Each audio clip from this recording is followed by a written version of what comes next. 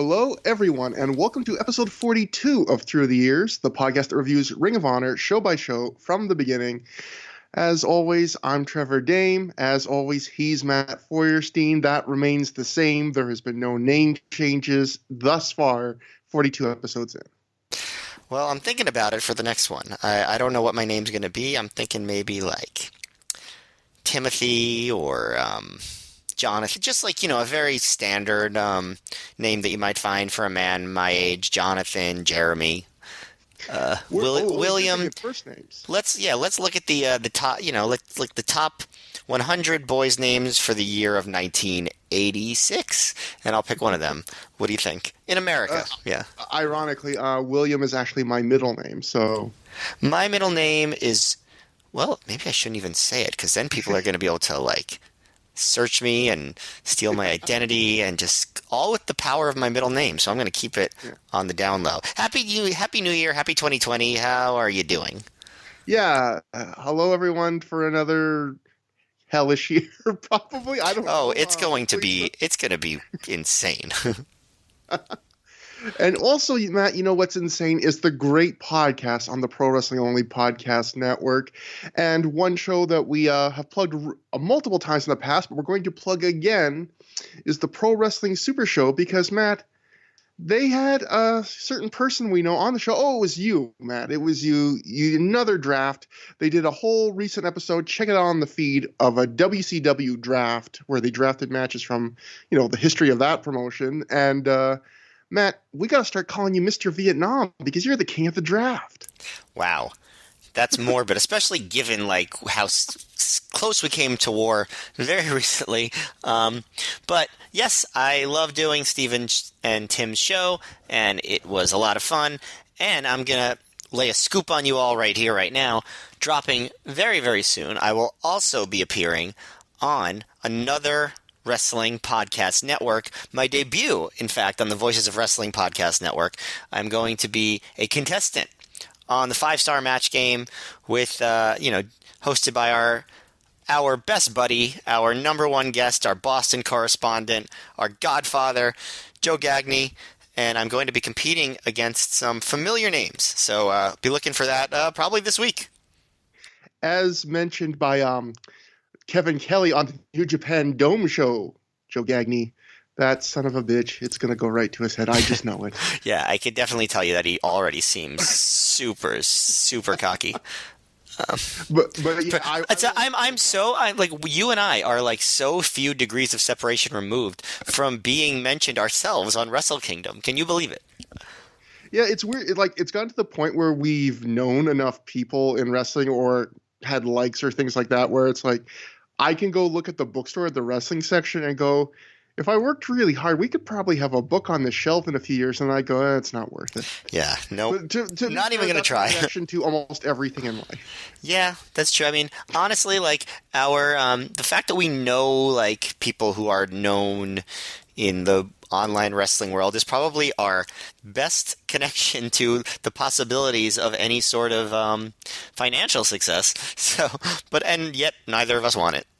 I've gotten big enough in the wrestling world, so to speak, where I believe this is where my fame tops out, where occasionally, like once every few months, I'll do a vanity search and I'll see like someone a message where it'll be like, Trevor Dame said this, and then you will get like 2 or 3 responses that say, who's Trevor Dame? Or I don't know who that is and I don't care, and then nothing else. And I feel kind of like that's where I peak, and I am perfectly fine with that. Oh, dude, you are so close to a blue check mark. Don't even try it, man. Maybe a blue apron check mark. Yeah, I'll take it. I don't even know what that means. Anyway, yeah, what could that mean?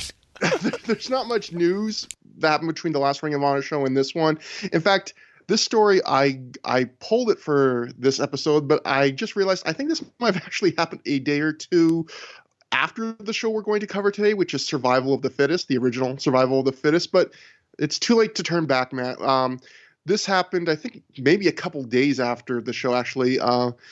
The Observer reported at the time, New Japan taped a TV show at the California Inoki Dojo. Shinya Makabe, who is a pushed guy in Japan, lost a match taped for the 3rd show when challenging Samoa Joe for the Ring of Honor title. It was a pretty simple deal. New Japan's U.S. office asked Ring of Honor if Joe could defend the title on their TV, And Ring of Honor agreed since it's more exposure, and in return, they get the rights to sell the match on video. And I believe, in fact, they did actually put this match on the second Samoa Joe compilation DVD they made, which unfortunately, like pretty much every Ring of Honor DVD that's made in this era is out of print. But I believe it was only like 10 minutes. And obviously, if you think that name sounds familiar, Shinya Makabe did become Togi Makabe. I don't know why I changed the pronunciation of his last name, but it's kind of funny to think that this was kind of the start of a little bit of a flirt. I wouldn't say flirt, more than a flirtation. I don't know if you'd go like a heavy relationship between New Japan and Ring of Honor, but it's funny because people always talk about the modern relationship between Ring of Honor and New Japan. They're like, over the years, some people were like, "Oh man, New Japan, really took advantage of Ring of Honor, or Ring of Honor got shafted here or there." And it's like, no, tune into like in the next 18 years when we cover 2005 Ring of Honor, and you'll hear about a Ring of Honor New Japan relationship not going well. Yeah, and oddly enough, New Japan and Ring of Honor relationship now re-flourishing. It's in bloom. Yeah, it's pretty wild how like one person can apparently change something that big. Yeah, Like just putting one person, like just telling, "Hey, you got some creative control. Why don't you go talk to them?" And all of a sudden, everything's heating back up again. It's wild, but maybe that Ring of Honor has still got some life left in it after all. We'll see. We'll see. But what definitely had some life in it was Survival of the Fittest, which took place June 24th, 2004, at the Ramada Inn in Essington, Pennsylvania, drawing a reported crowd of 300 fans. If you're wondering, hey, that seems like a weird venue, and that also seems like a low attendance for Ring of Honor, well, there's a extensive story behind that. Yeah, I was going to say, there's a good explanation, but then I was going to be like, wait, how do I define the word good here?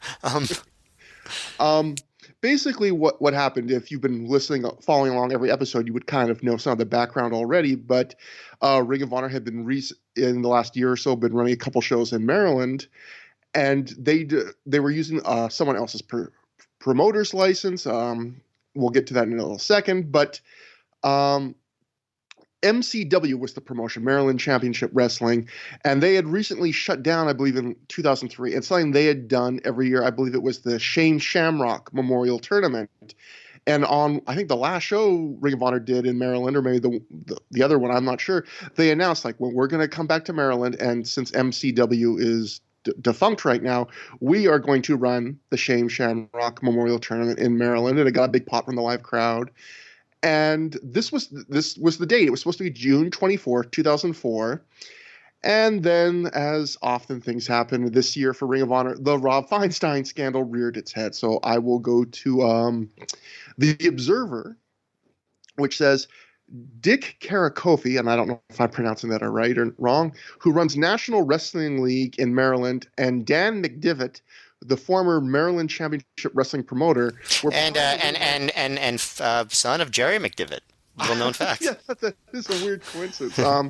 That's not true, for the record. Who knows? No, definitely, probably not. We're behind the Ring of Honor show at Michael's 8th Avenue, which I believe was the Maryland venue. Karakofi's involvement was less than minimal. He was just having his promoter's license used, and in exchange, a few of his wrestlers were going to be booked to work a battle royal on the show. McDivitt was the liaison between the two groups and really promoting the show. On June 13th, after word got out that Feinstein had involvement in Ring of Honor when they were led to believe he didn't, he sent McDivitt an email saying he wanted to pull out. The building itself also didn't want the group. McDivitt said he was no longer going to work with Ring of Honor, which basically has no place to run in Maryland. They hastily moved the date to the Ramada Inn by the Philadelphia airport, which with most of the tickets priced at $5 to try and get a crowd on 1 week notice. The feeling is it was to do the cheap prices and attempt to at least have a crowd or cancel the date. So, yeah, I mean, for those who didn't go back and listen to our mammoth 6-hour At Our Best episode, where the first 3 hours of that is just us recapping the entire year of the Rob Feinstein story, we had reached a point where we're very close to the date where Rob officially sells his shares of the company to Kerry Silkin, but this month was the era where things had settled down a bit. People thought that Rob Feinstein already wasn't involved with Ring of Honor, and then all of a sudden this story breaks that actually it turns out technically it looks like Rob still owns his shares, and he's maybe threatening to come back if he doesn't get certain negotiations going his way. And it cost them Maryland for a time. They did not come back for, I believe, quite a while. Yeah, like years. Yeah, and had to run the show again. $5 tickets. Pretty amazing to think. I mean, to think the level of talent that 300. Like, to me, this would be one of those cool bragging things I was thinking the other day when I was thinking about the show. Like, to say you got to see Bryan Danielson, CM Punk, Samoa Joe, just like Homicide, the Briscoes, like just Austin Aries, this crazy level of talent. Like in many of them in their primes, I would argue. For $5 at a Ramada Inn, like banquet hall or something. Yeah, and a few of them like really going for like having great matches. Even at the Ramada Inn for $5. I mean, you can't blame ROH for doing that. When they were kind of their hands were tied at the end. I mean, I think it was probably the right decision in the end. Yeah, especially you'd have to cancel the bookings of the wrestlers, and also I think this is probably something they've talked about in the past where. At this point with Ring of Honor, with so much uncertainty around the Rob Feinstein thing, if you cancel a show on such short notice, people are probably going to start to like lose confidence in the promotion and maybe some of the promises it's making. Exactly. At the same time, it is bad optics to have like 2 shows out of 3 where they have to sort of do like a weird last-minute venue change between Generation Next in the tent and this show at the Ramada, both in Philadelphia, oddly enough. But like I said, they kind of had no choice at that point. Yeah. The PW Torch had a little more information on this at the time. They wrote, the story was apparently faxed to a former state senator in Maryland who owned the facility where Ring of Honor planned to run an event, Michael's 8th Avenue. And then he called Dick Caracoffey, the holder of the Maryland's promoter's license that Ring of Honor was using for the event. And together they decided to inform Ring of Honor they could not use the facility or the promoter's license due to fear that any association with Feinstein could damage their reputations. That forced Ring of Honor to move their show to Philadelphia and use the promoter's license of Rockin' Rebel Chuck Williams, who will wrestle on the show and get paid in exchange for letting Ring of Honor use his promoter's license on short notice. Ring of Honor had previously used Feinstein's promoter's license, but that was not going to happen for obvious reasons this time.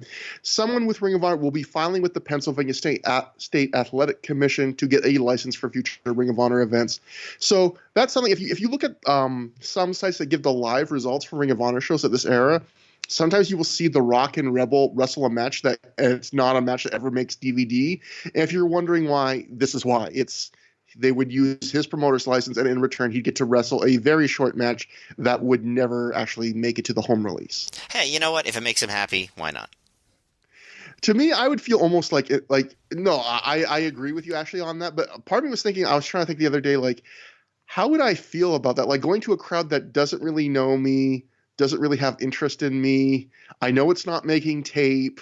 I know everyone's just doing this because I'm loaning them my promoter's license so they can run a show.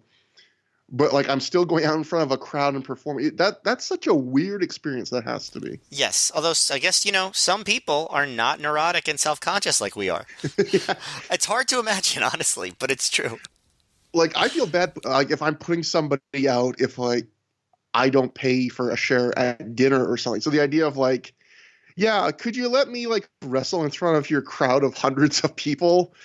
You can edit it out. It doesn't matter. Like it just seems. Yeah, I would faint, at the pressure of all the psychological neurotic implications my brain would form. Yes, fully agree. And the other this change of venues actually had a couple other effects on the show and on Ring of Honor of the era because this actually affected Rob Feinstein's mindset, the force of venue change about even continuing to be part of Ring of Honor. Because again, you have to realize at this time, this was when Rob was negotiating with Kerry to do a real legit sale of his shares of Ring of Honor to Kerry. And at the time, he was threatening things. He was thinking maybe he could come back to wrestling, maybe in the short future in some form with Ring of Honor or away. And we can go to, I think this is the Observer. Negotiations got tense on June 18th, and this is between Kerry and Rob, to where Feinstein threatened to back out and return at the 6/24 Philadelphia show, but it's very unlikely that will happen. After the company lost the Glen Burnie building, it registered with Feinstein that if he appeared in Philadelphia, it would kill the company, and even that the company couldn't survive if he didn't sell it. And then the other quote was, "It is not believed Feinstein is planning to start promotion with Gentry at any time soon, as Feinstein realized by the Glen Burnie situation that any building he booked could end up being canceled should an enemy conduct the building with his background, which is likely to happen. Contact the building with his background, which is likely to happen. At first, he was targeting 3 to 4 months in the future to start, but now it'll be a long time, if ever." So that's something I think sometimes people forget. And again, another thing we touched on the At Our Best episode, but there was a time from when the first story broke out and it kind of settled down, and this period where Rob Feinstein kind of felt like either he could return to Ring of Honor sooner, even though they had told everyone, he's never coming back, or that he could start a separate promotion. And I guess this is the show, if you believe The Observer, that basically killed that idea in Rob's mind that people were going to forget about this, or that he would be able to start something or be involved in promoting wrestling and no one would try and, retaliate against him in any way. This is so in some ways a pretty landmark show for Ring of Honor behind the scenes in a weird way. But he does do it, right? He does try. Like, what is the name of the promotion? In 05 or 06, what was it? Like PWU? Was that, or something like that? Yeah. He and Gentry, yeah, they did run some, I think it was 1 or 2 shows only. So it is some time later. But here, I was shocked reading this. I forgot. He was thinking like in 3 or 4 months. So before the end of 2004, he thought he was going to be able to come back. And obviously, I do not think he comes back anywhere close to that point. But he does, yeah, you are right. He does make some stab at it that doesn't really work. But I think this is the thing that really just got through to him, that this was not going to blow over at least anytime soon. I mean, right. If Rob Feinstein tried to promote indie wrestling today, I have no idea what the reaction would be. Probably not good, but he still has his place in wrestling. Like, major names still do shoot interviews. They still let him arrange their photograph and autograph signings. So I don't know I don't know. It's weird. It feels like the culture is more strict against scandals like this, but at the same time, it almost feels like Feinstein's one of those people that's been grandfathered in. Like, people, like like I just said, he still has a place in wrestling. Yeah. I don't know.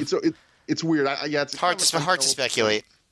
But, and then the final thing before we get to the show, Matt, the final kind of hitch that this threw into things for the show was Ricky Steamboat was originally booked for the show, and he does not appear. And we go to Pro Wrestling Insider that wrote, "Ricky Steamboat is off tonight's Ring of Honor event in Essington, Pennsylvania, over travel complications dating from the venue switch from Baltimore, Maryland to Philadelphia, Pennsylvania. According to a source close to Steamboat, he was looking at 2 flights followed by over an hour drive to Philadelphia, and he wasn't too keen on that idea." The PW Torch fills in a little bit more. Ricky Steamboat was pulled off this Thursday's June 24th Ring of Honor event in Philadelphia due to travel issues. Basically, due to the change of venue, Ring of Honor is only expecting a crowd of 200 to 300, and the cost of changing Steamboat's flight at the last minute was more than was budgeted for. So both sides agreed to have him skip this event. So one side saying, it's too much travel. One side saying, well, would have been too much money for a crowd this small to change his flight. Either way, it's just same basic story, which was changing the venue forced them to leave Steamboat off the show. So if anyone's wondering why Steamboat wasn't on the show when he was appearing on most of the shows at this point, that's why. Wait, this show was on a Thursday? I don't think I realized that. That's unusual. I didn't know that either until now. June 24th, 2004 is the date of the show, yes? Yes. Yeah, that was a Thursday. That's weird. Yeah. A Thursday Ring of Honor show. That's only happened as far as I can remember on like WrestleMania weekends and stuff. Like where they do like a triple shot. At least back then, maybe different. I mean, well, in this era that I'm talking about. In like the post like Sinclair era, I'm sure things were a little different. But yeah. That almost makes the 300 person attendance figure more impressive to me, that they drew that on a Thursday. That's not bad on like 1 or 2 weeks notice of changing the venue. That's not bad to get that many people out on a Thursday night. I mean, again, $5 tickets is a great motivator, but yeah. And I guess I have one more piece of news. This is just related to a Steamboat, but not this show. But this was written in the Observer at the time. Ricky Steamboat has agreed to come in full time for Ring of Honor, but the program with Punk will be blown off on the July 17th show in Elizabeth, New Jersey. Steamboat has made it clear he's not coming out of retirement for a match against anyone. He's going to have a role where he will get in feuds, but will coach younger guys against the heels for the most part. His real role is going to be more as a backstage coach to watch everyone's match and then afterwards get with the guys and teach them about working the crowd and crowd psychology. Everyone raves about how Steamboat interacts with the talent, as they all respect him, and he doesn't act like the new style they do is wrong, but just talks about how they have to have better timing to make what they do mean more. And Matt, just as someone that's watched and listened to a lot of wrestler shoot interviews, I can definitely say Dave Meltzer is not alone in report. Like, this is definitely a confirmed story where a bunch of guys I've heard from Ring of Honor of that era just raved about talking to Ricky Steamboat. In fact, when we get to the third CM Punk Samoa Joe match in Ring of Honor in 2004, we will get to a story about how Steamboat actually had kind of a key influence and basically thought up a major spot in that match for those guys. Yeah, pretty much everyone talked a lot about how great Steamboat was to work with.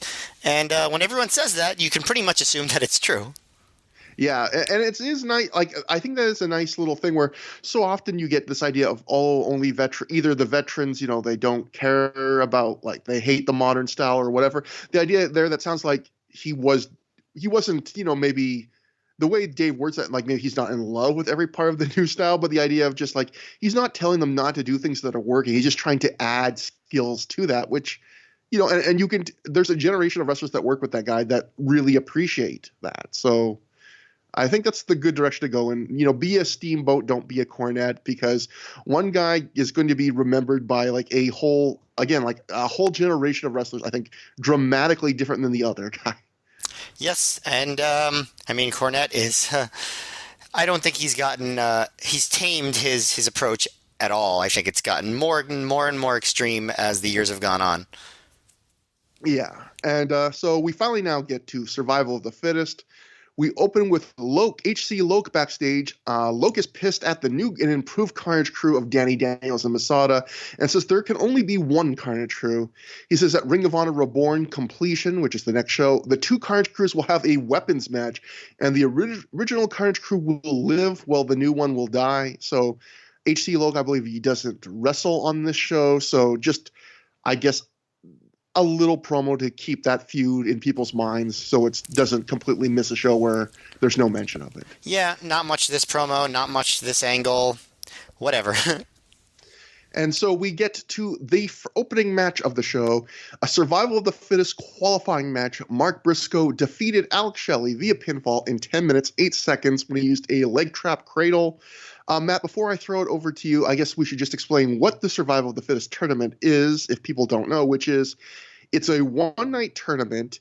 It's 6 singles matches, and the winners of those 6 singles matches face in a 6-man elimination match at the end of the night. And whoever wins that is the Survival of the Fittest. And at least this year, I think probably every year, you don't really get anything. You don't get a trophy. You don't get a guaranteed title shot. You just get the distinction of being the Survival of the Fittest. And this was modeled after the Shane Shamrock Memorial Tournament, right? Like, this is what that format was, right? As far as I can tell. So, yes. Yeah, so, and I'm pretty sure there were 4 Survival of the Fittest shows in ROH. Is that right? 04, 05, 06, 07? I'm not sure. I should have done a little more research on that, but there was, at least a couple more, but I don't know, especially like for all I know, my knowledge of modern Ring of Honor is so bad, they could have done like some random Ring of Honor, like pay-per-view for Honor Club in Vegas in 2017 and done a Survival of the Fittest. Like I would have no idea. Well, there were at least 4. That I know. And I can also say that none of them ever get talked about or are remembered at all, except for this one. This was the only one that really stuck in anyone's mind. I'm not saying there's nothing good on any of those shows. I guess we'll find out. But this was the only one that anyone actually ever talks about. Yeah, so this is the opening match. And before I talk about the match, the production was terrible. It was so bad. It's not the only show that had this, but like washed out color, weird lighting, glare from the arena lights, or whatever you would call them. That's obviously not an arena, but coming into the camera, just darkness, and just it was distractingly bad. I don't know if you would agree with that or not. Oh, yeah, it was. There was one camera angle, I think one of the handheld cams or some camera angle where the lighting was so bad, the glare was so bad, and I was doing my research for this episode. I was going through the PW Torches from 2004 for their reviews, and I didn't really lift anything from the reviews this episode because there wasn't anything too notable. But at least one, if not two, of the people on their roundtable reviews were even made a point to say like the camera glare and the production quality on this is just terrible, and so if it's big enough that like even by the standards of 2004 indie wrestling, which were, I believe, in production values, in many ways far lower than the standards we have today, the fact that people were going like, no, this is beyond the pale, like not good at all. Yeah, I mean, honestly, it hurt the show a lot for me. Like, I've had it hurt the show a little bit in other shows, but this one hurt the show a lot for me. It was hard to watch a lot of the time. That said, Alex Shelley and Mark Briscoe are good wrestlers, and they had a good match. The commentary noticeable. I liked how Nolte kept calling the show's programs because that just added to him seeming old. It's like something an old person would say, I need to watch my programs. And Nolte did do that. But, it was just a back and forth match. Shelley was being the heel, but not so much that it was like a super heel babyface match. It was a lot of just wrestling. Shelley was going after the neck, which makes sense. Guillotine Mark over the top rope with a leg drop to the outside. Mark, also was going after the leg of Shelley. He dragon screwed him on the ropes. He did a springboard missile drop kick to Shelley's knee and a Texas cloverleaf.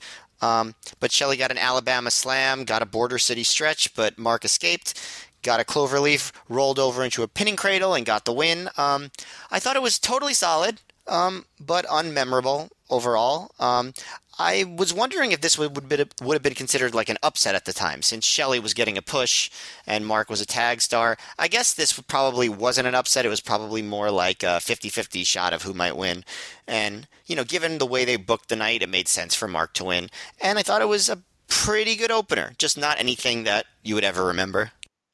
It's weird because you can look at it two ways. On one hand, you can say Alex Shelley is the leader of this brand new stable that just debuted, so you think that you'd be kind of protected. So it is an upset. But on the other hand, you could say, well, Alex Shelley's just kind of starting out in Ring of Honor. He's still establishing himself. And Mark Briscoe's a former, tag team champion. So he's a former Ring of Honor, title holder. So in that sense, but it did kind of feel, I kind of had that same reaction of you watching it where I was like, this feels like an upset to me in a way when it really shouldn't be. But something I've gotten rewatching these Ring of Honor shows, the first ones after Generation Next forms, is Generation Next didn't win as much or like was pushed as strong at first maybe as I remembered. Like there are wrestling matches that are a lot more kind of 50-50 or mundane and losing a bit more in matches like this than I remembered. And I don't know, it's a little bit weird. Obviously it didn't kill these guys' careers or anything. But I just remember the big angle where they basically take over a whole show that gets named after them. And then you kind of forget the next few shows after that where they're not exactly like we'll get to the main event, which is probably the one big thing in the first few shows after Generation Next spotlight that any member really gets shined on. And even in that case, it's a loss for the guy. It's a great performance, but it's a loss. But going to this match, well, sorry, go on. No, I was going to kind of mention your point there. I don't know if I agree, honestly. I think this is ROH's style was not you're going to push a guy by giving them a bunch of dominant wins, right? It's you're going to push a guy by giving him the opportunity to have great matches and possibly lose and put on good performances. And I think Generation Next really was living up to they clearly were a big part of the mid-card immediately. Their personalities got over very quickly, and they all really stood out as far as performers compared to the mid-carders that were before them. So I think that they I don't know, and Shelley was given a lot of mic time. I think they really did make their mark very quickly. It's just that the style of push that ROH gave at the time is not maybe the more traditional, okay, these guys, we're going to get them over, so we're going to put them over big stars and have them look dominant. I think, and by the end of the night, with Aries especially, it's like, all right, well, they're made men in ROH at this point. Yeah, definitely Aries at the end. And yeah, actually, you do have a good point. The match itself, I agree with you. It was solid. It wasn't like anything that's going to steal the show. This was one of a few matches in this first round of the tournament where it did kind of feel like these guys were not going all out, and they weren't, they weren't mailing it in, but they were wrestling like they knew one of the two guys was going to have a match later in the night, and they didn't have to go out and do every single thing. And this is a very simple match where each guy picks a body part, they go to the mat a bit, and you went over the key spots. Like I thought the highlights. I love Mark Briscoe's springboard drop kick to the knee. That's a fairly regular spot he does at this point in his career, and I like the accuracy. Like it looks really good, and it's just a cool. You don't expect it to go that low sometimes. I really like that. I liked that guillotine leg drop with Mark Briscoe's neck on the ropes. I thought that was cool. And I guess the only other thing I'll mention, solid, average to slightly above average match. The only one thing I'll quibble with a bit is Alex Shelley had this reputation. Sometimes some people really didn't like him. I was a pretty big Alex Shelley fan, but some people, they thought he was doing convoluted moves just for innovation's sake. And in a lot of these early Ring of Honor shows, I felt like a lot of his innovative moves were not innovative for innovative's sake. I thought like they looked cool, but they also, the little tweaks he was doing made sense. But there was a move in this match where he just, it's basically, he crosses Mark Briscoe's legs and then flips him over his shoulder into an ace crusher. And there is no reason for him to cross the legs. Like it adds nothing to the move. And that is the kind of thing I believe when people talked about like weird moves in the indies, especially in this era, there was a lot of that where it's like, oh, I'm going to cradle this guy or do a cross the legs or something, where it was moves where it would add nothing, but it was just, wrestling was very hyper-focused about what's the next innovative move. And a lot of times that meant doing something that was completely unnecessary like that. Yeah, I'm not sure if we've totally gotten away from that era, to be honest.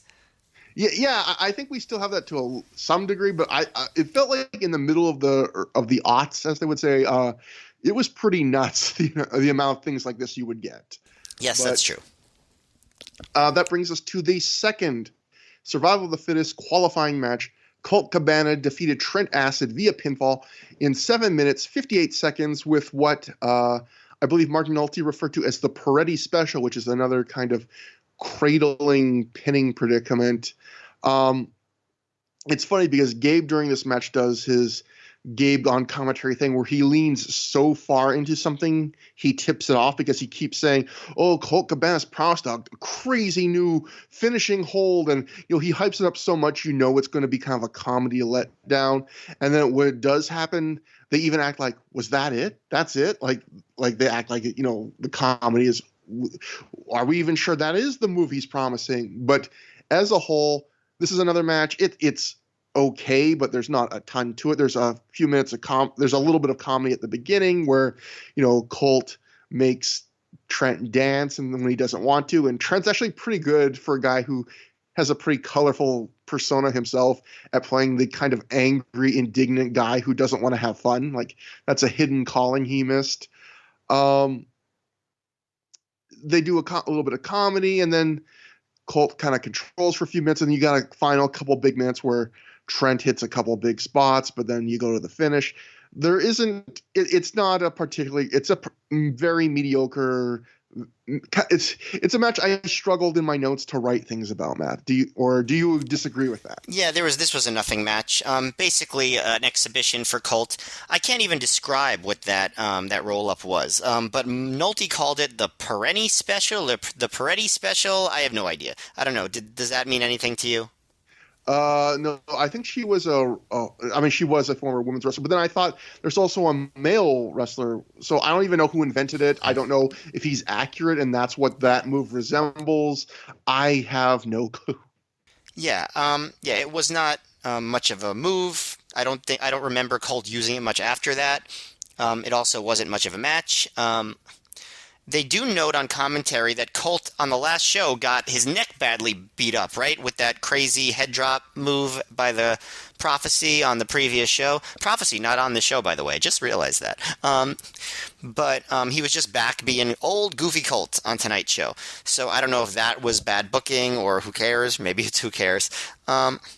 But yeah, it was just a lot of build up to this move that turned out to be nothing.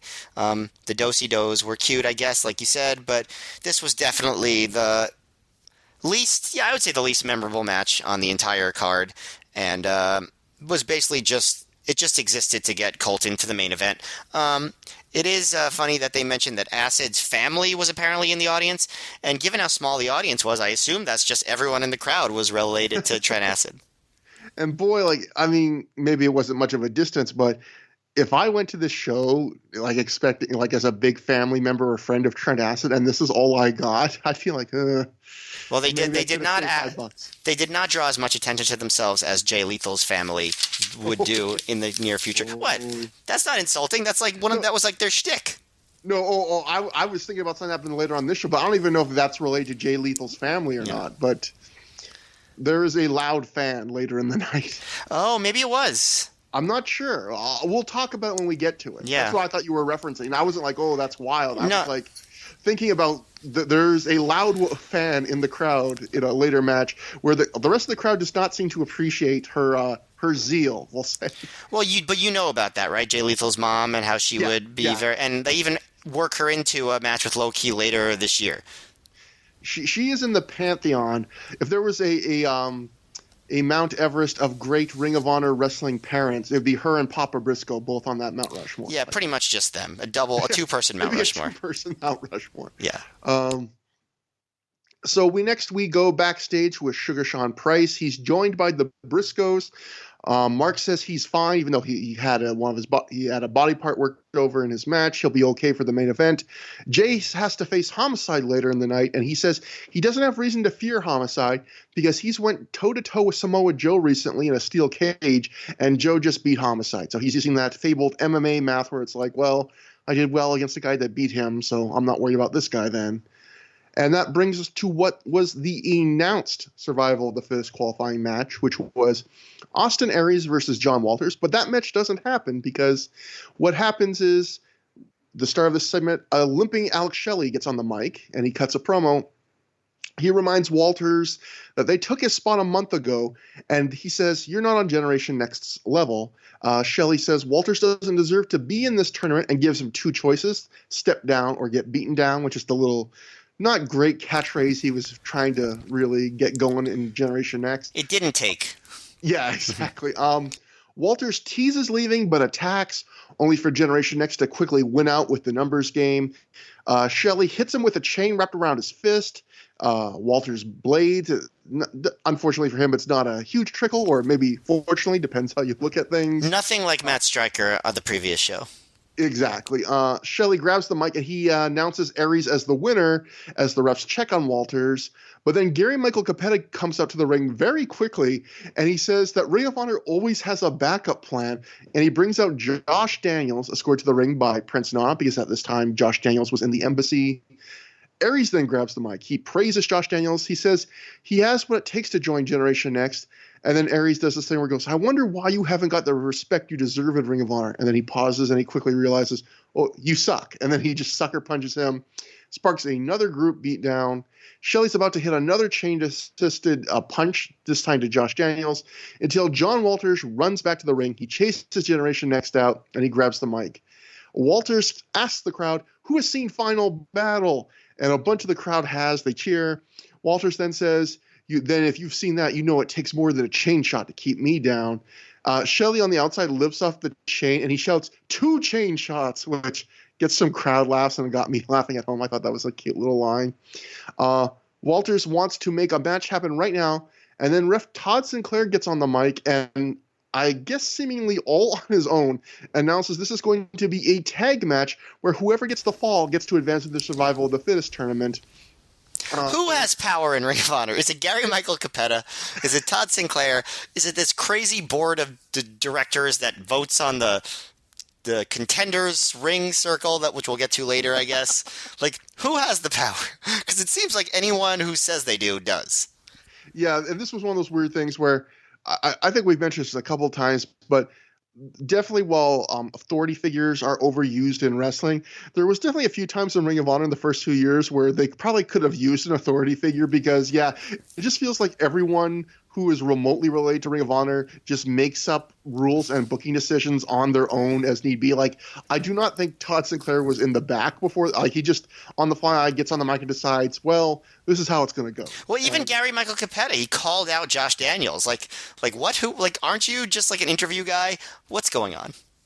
And he said, Ring of Honor always has a backup plan, but he came out like seconds after this happened, and their backup plan was Josh Daniels. Like, I guess that's an okay backup plan, but it's just weird. Maybe it was edited, and he came out and he was like, I'm going to go check with the commissioner and find out what's happening. And then everyone was just waiting for a while. There was actually a 20-minute pause. Yes, exactly. For realism's sake. No, 75% of the ballots have to agree that Josh Daniels could be in this match. That joke will make sense in an hour or two. Aries acts like he's going to refuse this tag match, but then he tries another cheap shot. They counter, the match is on. And so the match we get, Matt, is a survival of the fittest qualifying tag team match. Austin Aries and Roderick Strong defeating John Walters and Josh Daniels in 12 minutes, 55 seconds when Aries pins Daniels after hitting a 450. So first, before I throw it to you, Matt, just to clarify, this is one of those stipulations I absolutely hate where it's a tag match where the winner gets something, but only the winner of the fall. So in other words, it should just be a four-way, but it's not. It's a tag match where only one person gets something. It's just, I always think that's a really weird, really stupid stip. But Matt, I don't know this for 100%, but I think this is probably the first time Austin Aries and Roderick Strong team together in a strict 2-on-2 tag match. Seems so a little bit of Ring of Honor history there. Seems that way. I guess the stipulation makes sense for Aries and Strong because like they're on the same team. Like one might be looking out for the other, but for Walters and Daniels, who are just basically mercenaries or independent contractors, wink, wink. Why would they have any reason to let the other guy get the pin? But that said, it was a pretty good match. Aries and Strong were total heels here, especially, Aries was good at it. Also, Aries was wearing red trunks, which I don't remember seeing him in back then. Later on he would wear more colorful stuff, but not common at the time, right? Yeah, it was kind of jarring to me. And honestly, not to get into style police mode here, but I don't think it's a great look for him. I don't think red is Austin Aries' color. I think that's what we learned more than anything else watching the show, Matt, is red is not Aries' best color. Yeah. Gabe mentions that Daniels is not really in the embassy because he waved off Nana. So that's another thing that no one has actually thought through or bothering to explain. And Mark makes a reference that Gabe doesn't get to describe Prince Nana. Gabe's like, I don't know what you're talking about. Walters and Daniels were actually pretty cohesive as a tag team. Like, maybe they could have been a good tag team. Who knows? But they're in control for a while. But Roderick comes back with a neck breaker, tags in Aries. Roderick trips Walters after a whip and pulls him outside. Generation Next, they have the advantage for a while. They're double teaming Walters, and Walters gets re-busted open on the ring post, and Generation Next attacks the cut, and Roderick aggressively beats down Walters, even after Walters fires up and dives. But the bad lighting is just, I wrote this in the middle, so I'm just going to read it. The bad lighting and darkness is really distracting. Walters goes for an aggressive comeback with a big clothesline, and the ref misses his tag to Daniels. So they're doing a lot of that, classic tag team. He's missing the tag. That happens a few times.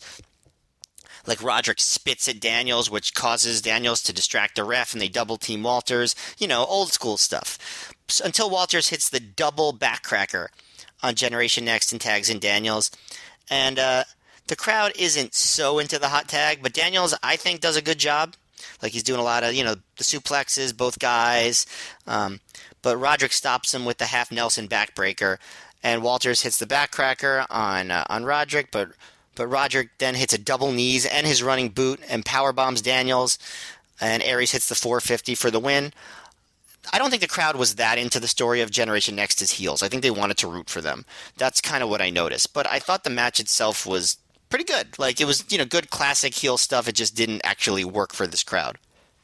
Yeah, I noticed on the first match too, Alex Shelley got a bit of a bigger pop than I would have expected for this early in his Ring of Honor run. But then, if I remember correctly, Philadelphia, that's where Generation Next was formed. So likely you have, I would imagine, a lot of the same fans that got to see them on a night that in a lot of ways was dedicated to them. If you didn't go to any other city in the area, this was your first chance to see them again in Ring of Honor. So yeah, they were pretty over.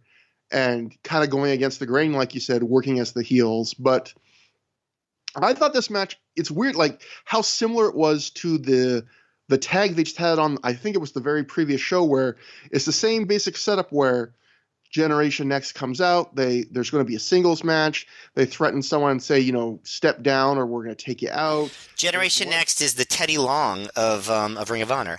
They turn things into tag team matches. They bloodied, this time it was John Walters, last time it was Matt Striker, and both times, the guy that gets bloody immediately runs back to start an impromptu tag match. And so very similar. I thought this match was fine. Just the theme for a lot of these first few matches on the show, it was fine, nothing special. Didn't feel like they were going out of their way to try and do anything special. I felt like everything after the hot tag was really pretty like the hot tag, I agree, was good, and everything after that was pretty exciting, but I think that was like the last couple minutes of the match. So everything else was fine, but really the highlight of the match where you go, oh, this is just getting going, this is getting good, is a very small little sliver of what you get, which is fine, but nothing too great. I liked John Walters hitting the double lung blower with one knee for each guy. I always thought that was a little bit cool. There was one spot here that went kind of wrong that I think could have gone really wrong, where I believe Josh Daniels is doing a Northern Lights suplex to Austin Aries. And I guess there's a bit of miscommunication on when they should leap, like both leap at the same time. And it looks like Aries could have, maybe if he had leaped a little bit more off, or the other guy had done it wrong, like they land kind of weird. Like he could have landed on his head if he had under rotated a bit, and would have been bad, but luckily nothing bad happened there. My other notes here is backbreaker chant for Roderick Strong, which again, I think is one of the early instances of that. So Philly was Generation X's first big hot market. And I just wrote in my notes, Josh Daniels is so Chris Benoit, I can't stop saying it. Like, it really is. He's not a bad wrestler, but between his build and his offense and just everything about him, it's almost distracting how much of a Chris Benoit. Like, people can say, oh, Chris Benoit was in the vein of the Dynamite Kid, and Bryan Danielson's in the vein of Chris Benoit and stuff. Josh Daniels is if those guys are like an outline or influenced of each other, Josh Daniels is like a Xerox of Chris Benoit at this point. I think I'm a little bit nicer to Josh Daniels than you. I don't think he was any worse than a lot of the guys ROH was trying to push at the time. He was just kind of, he hadn't gotten his personality yet. But maybe if they had stuck with him, he would have turned into something good. He clearly had a lot of raw talent. Honestly, his fundamentals, like how he executes the stuff he was doing, like probably better than some of the guys that were on the active roster at this point. Yeah. Like it's just his mechanics and stuff is great. It's not even it's weird. It does come off like a criticism, and I guess it is, because you should be more original and have more of your own hook. But it just, I keep getting distracted by just how clear his influence was. But, there was a lot of guys that were influenced by Chris Benoit. There was a lot of guys that came out in this decade that were trying to, be Chris Benoit. But I think Josh Daniels has made the biggest example of a guy who's just very, very, very clearly right in your face. Like, this is my influence. Yeah, that's fair. But yeah, another average match on the show. And that brings us to another Survival of the Fittest qualifying match. Homicide with Julius Smokes defeats Jay Briscoe with Mark Briscoe in his corner via pinfall in 14 minutes, 19 seconds after he hits a big lariat.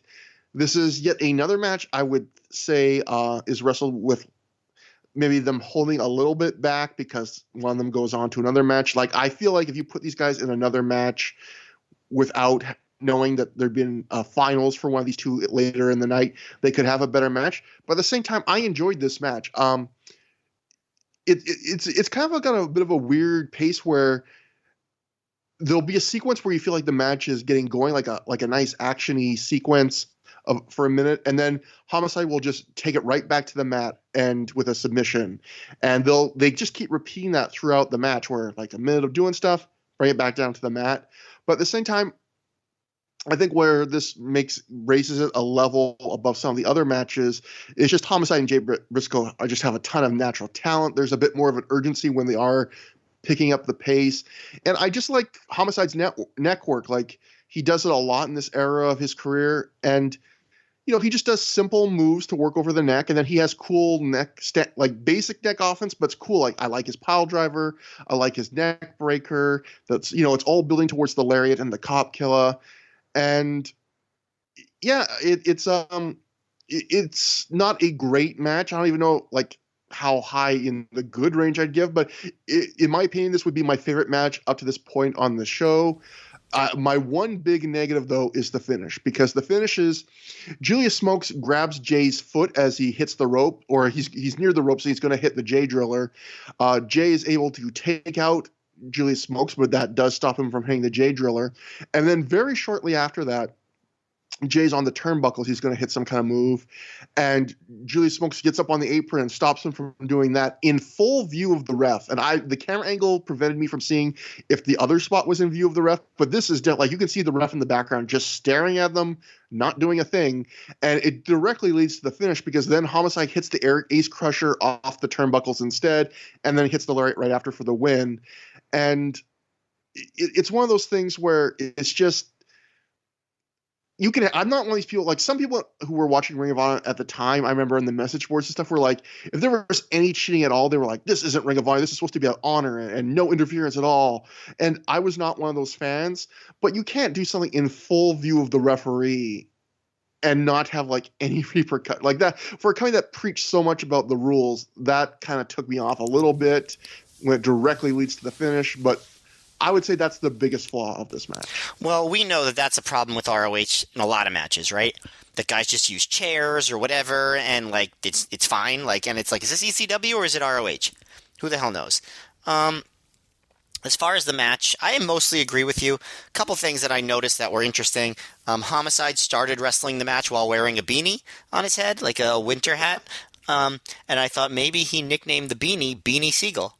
Because that's the guy who raps his entrance music. So that's my joke right there. I also enjoyed a Homicide using a pile driver at the beginning of his offense. That's a bold move. Gets a 2 count. A lot of chin locks here, honestly, which is, I guess fine because it was an entertaining match, but you don't really see that too often in ROH.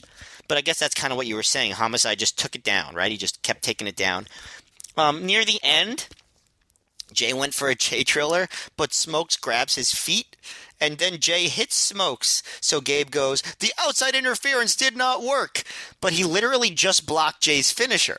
So it seems like it worked. I don't know. Meanwhile, then after that, of course, Jay went to the top. Smokes grabbed his leg again inside, hit the Ace Crusher, and the Lariat to win the match. And I was just thinking that whole time, Mark was at ringside too. So like, hey, why are you there if you're just letting the other guy's manager interfere and cost your brother the match? Like, real big help. Nice job. Yeah, I think that's the thing that bugged me. Like when you put it that way, is not that there was interference, but between Julius Smokes and Mark Briscoe, 2 guys at ringside, you couldn't have had some contrivance where the referee was distracted for a second if you wanted to do that. Like you couldn't have had Mark get mad at some other interference and then distract the ref accidentally, like happens in a million matches. So at least the ref is literally not just staring at the cheating, like with that kind of deer in the headlights. I can't do anything about this. Not just the ref, but the other guy's corner man. Yeah, you would think, especially because, these are 2 really good wrestlers, that they would be able to think of something instead of just like literally like no imagination put into this. Just he's going to interfere twice, and no one's really going to do anything about it or ignore it. But like, what kind of line is the outside interference did not work? Like, come on. I think Mark Nolte's even Mark Nolte on commentary is like, I think it did, like he didn't hit the move. Like he says something about it. Yeah. Just like you said. And he never does hit the Jay Driller after that. Exactly. Yeah, this match was pretty good, but had some flaws. Yeah. Like I said, these 2 probably could have a lot better match. And I'm sure that probably somewhere that in the future they do have a better match. I can't think of it off the top of my head. Yeah. The only other thing I would note, Matt, is did you note Oh, okay. First 2 things. One, there was a great Yakuza kick battle. I love me a good Yakuza kick battle. Yes, I did neglect to mention that, but it was really good. Yeah, and then they hit a double Yakuza kick. And then did you know notice, Matt, there was a fan in the crowd, and he shouts at one point for Homicide, he goes, come on, put some cheese on this cracker. And Smokes like looks at the fan like he's impressed by the words, but he's like fine. Like you can see him like looking like an expression I've never seen. Where he's like, yeah, good, you're Smokes Jr. You're doing good here. And it's just, you can almost see him making a mental note like, I'm gonna use the cheese on this cracker. Like Now we have to notice if Smokes ever adopts that. I don't think he does, but we'll see. For all I know, that could have been a Smokes line from like shows earlier. Or something, but yeah. I just know if for anyone that watches the show, just make note if you hear that guy in the crowd, like Smokes gives like a very like approving look to that fan, like, "Yep, good line, kid." After the match, Jay motions to his neck, and the ref makes the cross symbol with his arm. So they're going full bore with like the worked shoot angle, with even having the refs do the secret code to let you know someone's hurt. Well, if the Cabana injury angle is any indication, Jay will be dancing and making jokes by the next show. A bunch of refs and staff come out from the back. They check on Jay, but Homicide's insisting on getting his post-match handshake right now. And I guess that's one thing we should note is, for all my complaining about how badly the cheating was done, Homicide did get boos when he got the win that way. And Homicide's had a lot of trouble on a lot of these shows getting boos from the crowds on this heel run. It feels like, short of the last show, the Joe versus Punk show where he ruined the big moment after their match, like other than that, it feels like Homicide would have to pull out a gun and shoot somebody to get booed by this crowd. But this worked, so I can say it wasn't done well, but I mean it got boos. So Homicide keeps insisting on getting the post-match handshake. Mark Briscoe gets pissed, and we get a bit of a pull apart between Mark and Homicide, followed by Homicide breaking away and attacking some of the Ring of Honor staff. The Briscoes go to the back, and then Smokes gets on the mic. He does his thing. Smokes says that he and Homicide don't like none of y'all. He's heel Smokes. Homicide tells everyone to shut the fuck up, to which the crowd responds with a Homicide chant just to, well, I would say to piss him off, but honestly, they just like Homicide. Smokes looks to get in the face of a ringside fan, and Gabe does this really panic, like, let's get out of here. Well, I found this whole thing super annoying because Gabe wouldn't shut up. Like, he kept talking over everything, and you had no idea what Homicide was saying, and he was just doing that whole thing. He's the demon has risen. He's crazy. He's going after innocent people. And it's just like, he's just standing there cutting a promo. And like, I literally wrote, like, shut up, Gabe. Like, what are you doing? Like, it's very weird when he does that. I mean, there must be a reason. Like, there must be something in the promo that he doesn't want people to hear. I don't know what it is, but it's very annoying. Would you agree with that? I agree, except for I don't even know if there's something he's trying to cover up, or if it really is just he's really trying to really hard to oversell this idea that Homicide's this crazy, out of control guy. Which, you know, there's a couple moments they've had in these shows where he's a crazy, out of control guy, but really he's just Homicide. Like, the thing that's hard about trying to sell the Homicide, like the demon has risen, that line Gabe keeps using, is this is a guy where when he was kind of like an anti-hero babyface, stabbed Steve Corino in the eye with a fork. So the idea that we're supposed to believe that now he's gone crazy, like. Well, on commentary, Gabe mentioned, like, on the last show, he, quote, stabbed innocent people. Because on previous shows, he fork stabbed guilty people, I guess. I don't know. This is a guy that's been involved in multiple storyline riots and nearly gouged out a guy's eye, but now he's turned crazy. Okay, like, it's one of those weird things that, again, I guess that's part of the problem when you've got a guy that's always basically an anti-hero like Homicide, which is, how do you say that guy's turned heel when basically he always kind of acts like kind of heel? It's kind of the problem WWE had with Steve Austin, where it's like, he kind of always acted kind of heelish and was loved for it. And of course, the direction they went in was making him like extreme comedy. But it's a problem you have with characters like that. Yes, it is. But it just doesn't work when you try to make it seem like he's going crazy just because he like throws a chair. You know? Yeah, exactly. And that brings us to I think the second last of the Survival of the Fittest qualifying matches. Bryan Danielson defeats Jack Evans, escorted to the ring by Alex Shelley, via submission in 11 minutes, 1 second, with the most painful Boston Crab you might ever see. Although there is a different contender on the same show. Matt, before I give it to you, I just wanted to note that in the entrance of this match, Jack Evans is making his way to the ring, and he's talking shit to the camera, as Jack Evans is wont to do. And he asks if he's wrestling M Drags, as he calls Danielson, or the Dagger, Bryan Danielson.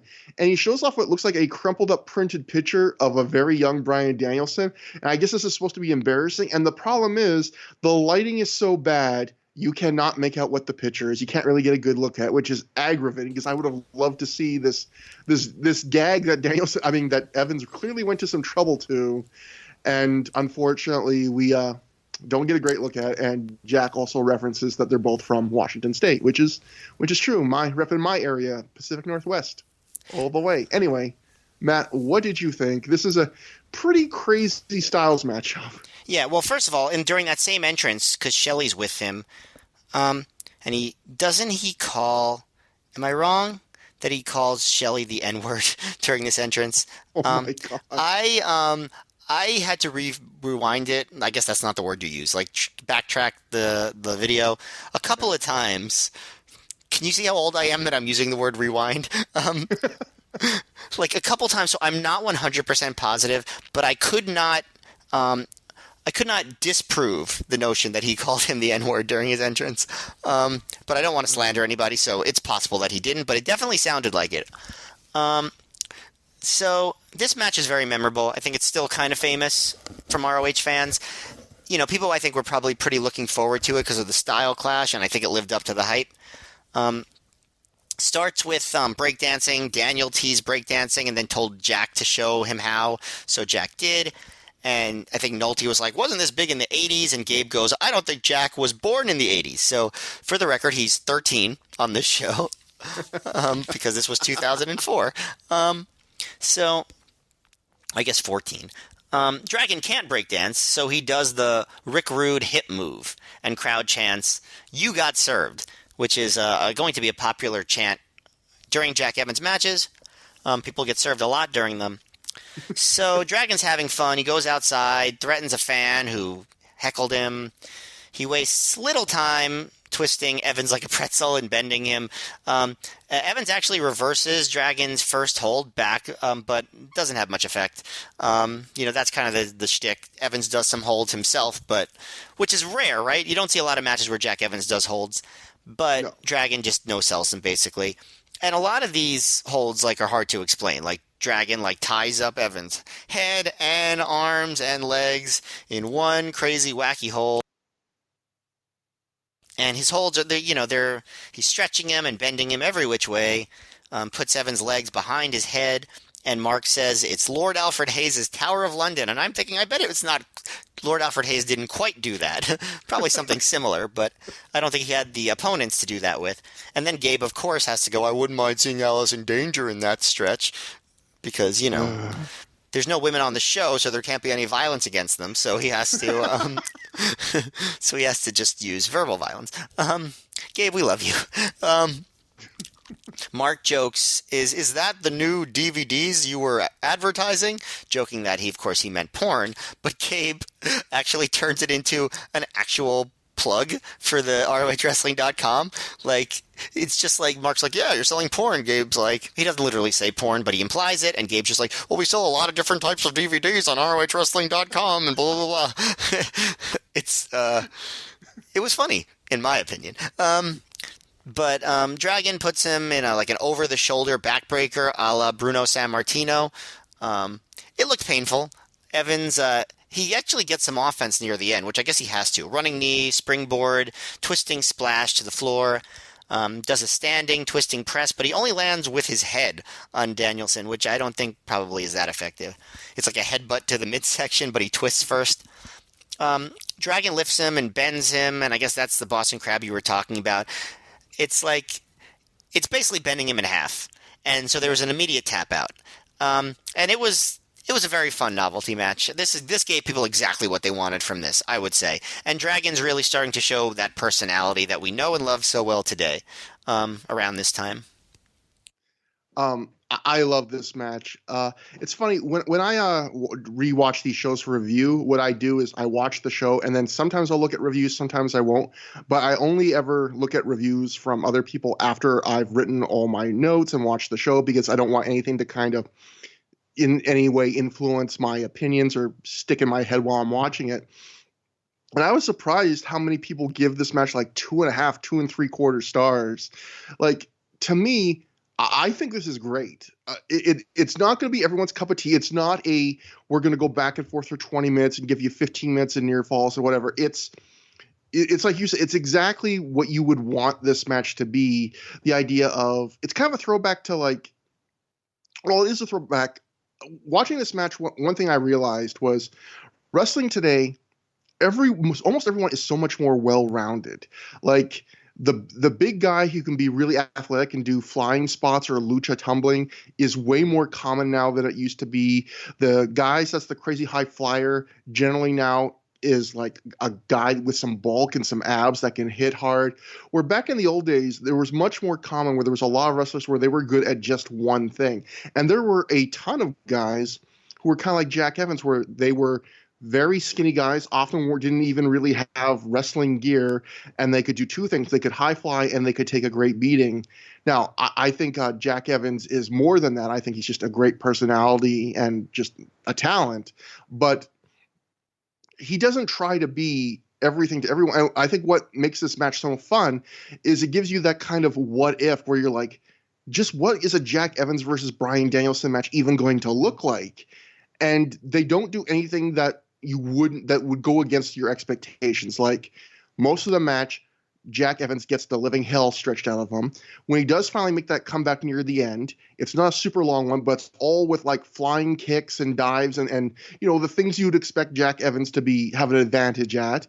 And then Danielson right near then, he just cuts him off with a big hard European uppercut. And it's one of those things where the match has this kind of vibe where it's like Danielson is like a cat toying with its supper, and he's just like, okay, you've had your fun, like no more bullshit, I'm just gonna wrap this up now.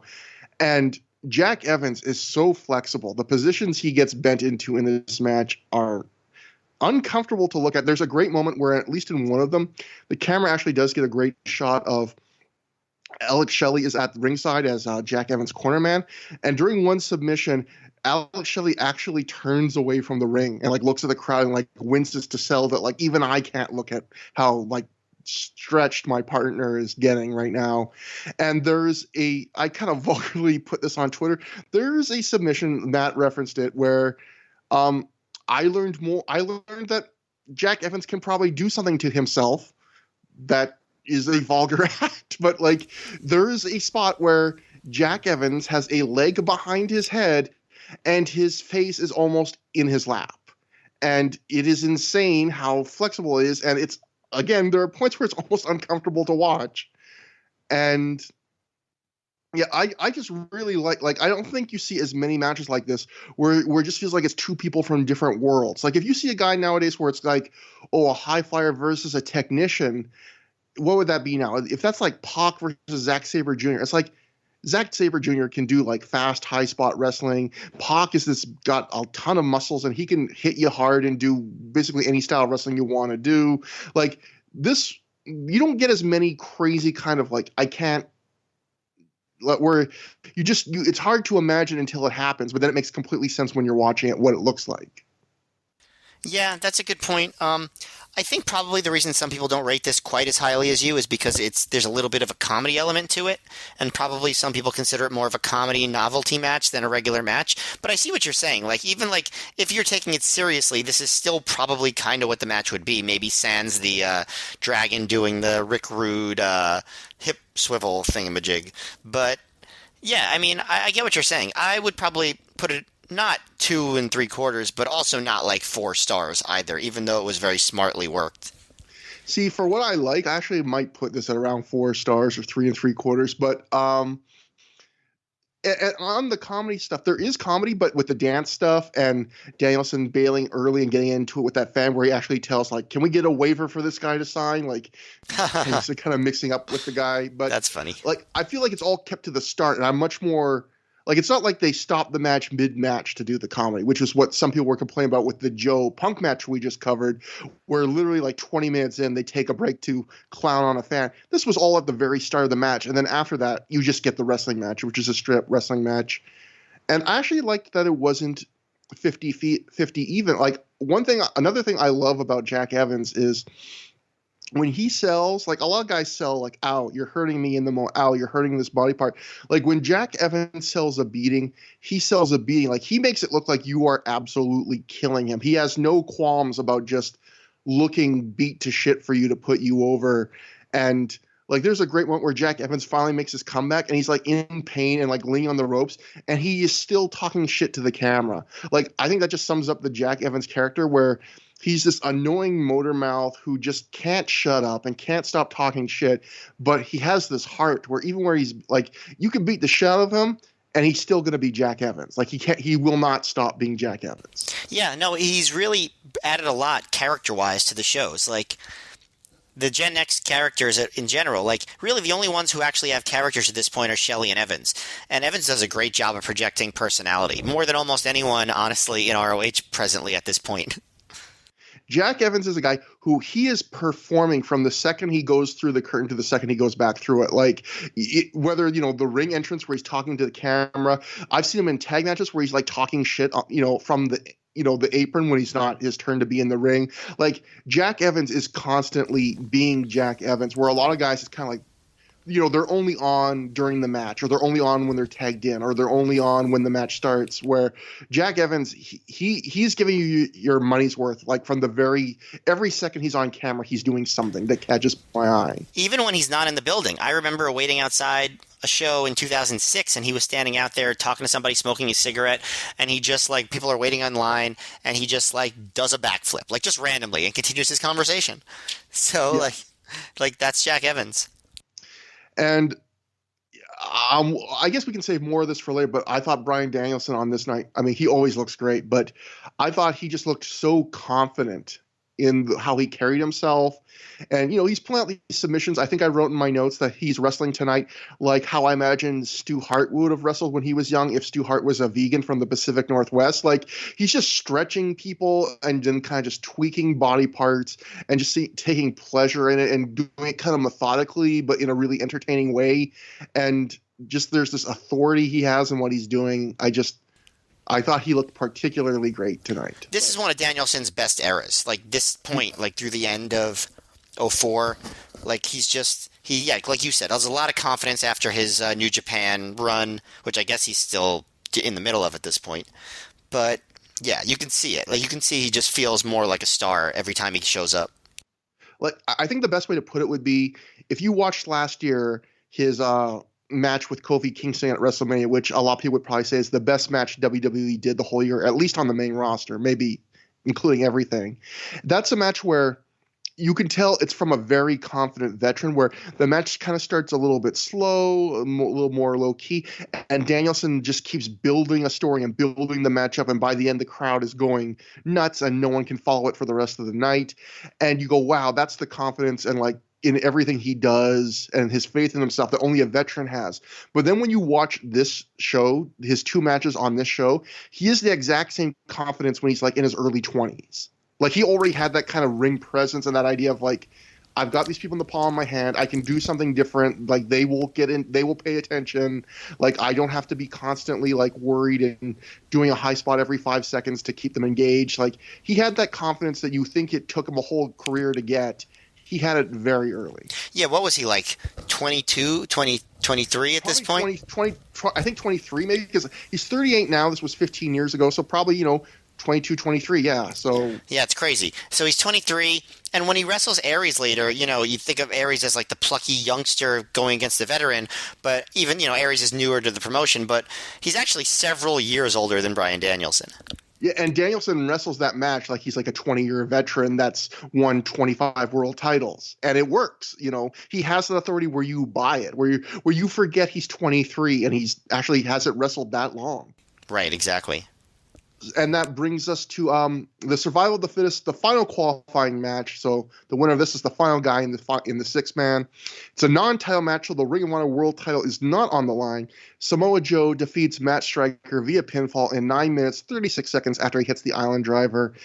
And Matt, oh boy, I've said in the past that I believe that either Matt Striker's match with BJ Whitmer at Final Battle 2003 or his world title match with Samoa Joe on Ring of Honor Reborn Stage 2 is kind of the death of Matt Striker's push, where those are two big matches where I feel like both times you did not come away feeling really excited about Matt Striker, and there were two big opportunities for him. And I feel like you could debate which one's kind of what killed his Ring of Honor career, killed his push, whatever, even though he would continue to have matches for a little while longer. Matt, what I'm going to say about this match is, if one of those two matches is the death of Matt Striker's push, this match is the funeral. I was uncomfortable watching this for a different reason than the weird Kama Sutra body poses that Jack Evans was being put in the last match. I'm normally a believer in what a lot of people say, which is that for a wrestler, any reaction is better than no reaction. That, if someone's making, we've heard people like Dave Meltzer for years say stuff like, even if someone's booing you and you're supposed to be a face, at least they care if they're making noise. That's better than getting no reaction. I think, Matt, this is a rare match where if I was the wrestler involved, in this case, Matt Striker, I would have rather there have been complete silence, because this crowd isn't disinterested in Matt Striker. They're interested in goofing on him. They're heckling him right from the start. They're like laughing. The best way I can put it is it's reminiscent of if you've ever seen a stand-up comedian where there's a heckler in the crowd, like making jokes at the comedian, and the heckler's getting more jokes than the comedian. Like, I felt really bad for Striker. There's a moment in this match where you hear someone in the crowd shout out, "You're not even the best Matt Striker." And everyone in the crowd starts laughing, and Joe does this big over-the-top fake laugh and like points out the fan and is like, haha, he just made that comment. And Matt Striker has like no comeback. And I almost went like out loud, like, oh, like, I'm not the hugest Matt Striker fan, but I felt for him. And here's the crazy thing. It's not a terrible match. This is, in my opinion, better than their double the length match they had earlier, a few months earlier. Joe controls a lot of it. Matt Striker then hits a few of his big bombs near the end, and they all look good. Like, he hits his Death Valley driver for a near fall. He hits a big flying neck breaker, which is impressive. He hits a superplex, which on a guy as big as Joe looks impressive. All cool spots. And then after that, Joe just flips a switch, and it's like he almost no-sells everything. He just gets up like, I'm good, and he hits the island driver and wins. And yeah, I was left feeling like that was not a terrible match, actually. And that was like, if you thought Matt Striker's career in Ring of Honor was done before, it's really done after this. Yeah, I mean, I definitely agree with you on the part that this was better than the match from Reborn Stage 2. Like, Striker wrestled with a sense of urgency, which is one of the things that we both criticized him for not doing the first time around, right? Like, yeah. He was doing a lot of big moves, working fast. Like, it was a mid-card style match, but he was going fast-paced. And, like, Joe would keep cutting off his momentum, but he was still trying to get it, It's like Joe did the big tope early in the match. And it looked really good, by the way. It was one of his better topes. It was, like, right in the aisle. It was a really good one. But Striker still got to, like, bail on the ole ole kick. He took the opportunity to jump Joe and come back with a leg trap DDT thing. Like, he got some big moves in there. And like you said, Joe kind of no-sold it at the end, beat the crap out of him, blocked the Death Valley driver, hit the island driver, got the win. I enjoyed the match, though. As far as the heckling, it didn't, like, cause me to have the visceral reaction that it caused you to have.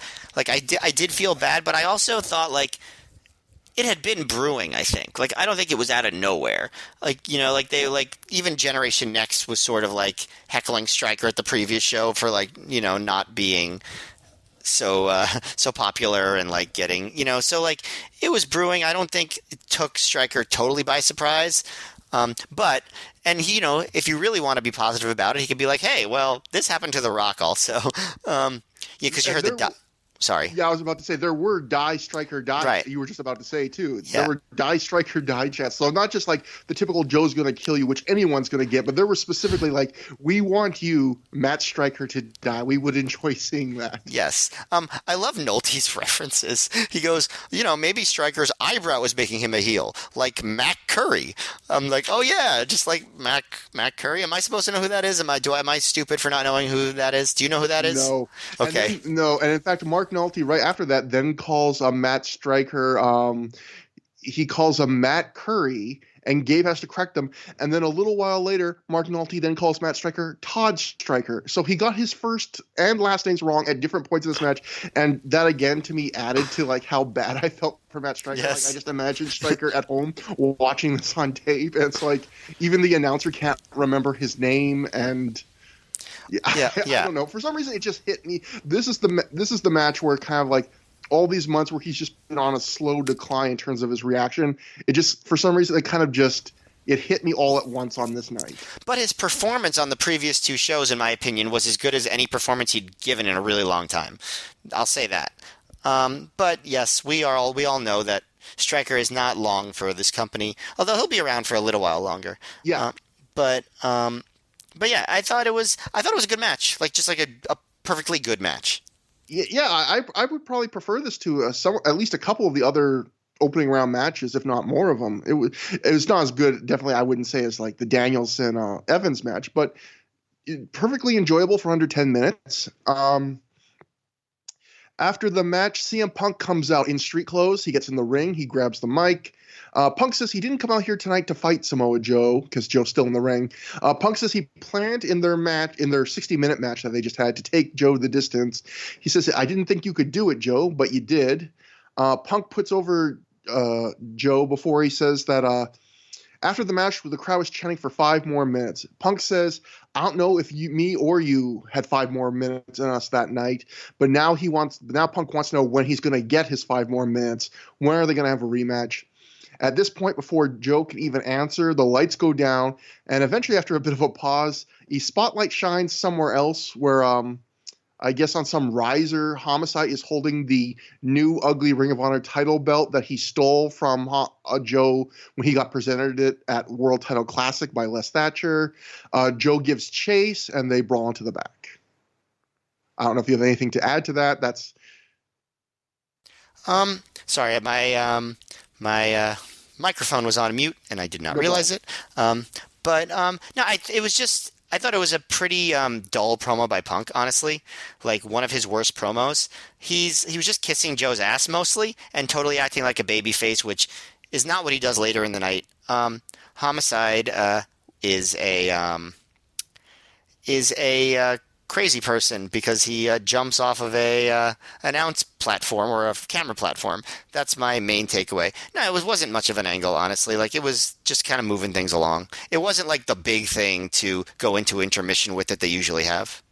Yeah, I mean, Gabe, you can see it in the booking where they're setting up a lot of new, different matches, but obviously this segment's just kind of like, we still have to go back to Joe Homicide and Joe Punk, so it's literally just like a segment to keep that alive in your mind, and which I appreciate in some ways that they didn't just take the show off and pretend those issues were settled. But yeah, it's not the main focus of the show, and I agree with you. I thought I didn't think the Punk promo was bad. There wasn't a ton to it, but what bothered me was like kind of the same thing you alluded to, which is Punk is a babyface on this promo, and the rest of the night he's a heel. And it's kind of like it feels like, so in the Joe feud, he's a completely different character at this point. And I realize Punk's turning face soon in Ring of Honor, not long after this, but at this point, it feels like he's a heel when against everybody, against Samoa Joe. At which case, he treats him with like the utmost respect and and he just wants a straight up match. And I don't want to cheat, and I want to beat you nobly. And then everyone else, later in the night, he's poking Hydro in the eye. So yeah, I don't like the inconsistency, but he's about to turn total babyface at the very next show, so I guess it's okay. I did think it was funny that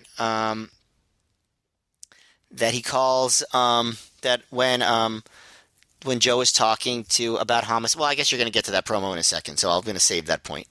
Yeah, Gary Michael Capetta is backstage, and it's intermission time. Gary says Jay Briscoe was injured tonight, but he will be okay. Gary's joined by an angry Samoa Joe. Joe gives a very screamy promo for Samoa Joe standards, where he says Homicide has gotten under his skin, and now Homicide's going to get a war. Joe tells Homicide he has till July to prepare. He says Homicide couldn't get the job done against him before, and now he's trying any means necessary, just trying to get lucky against Joe.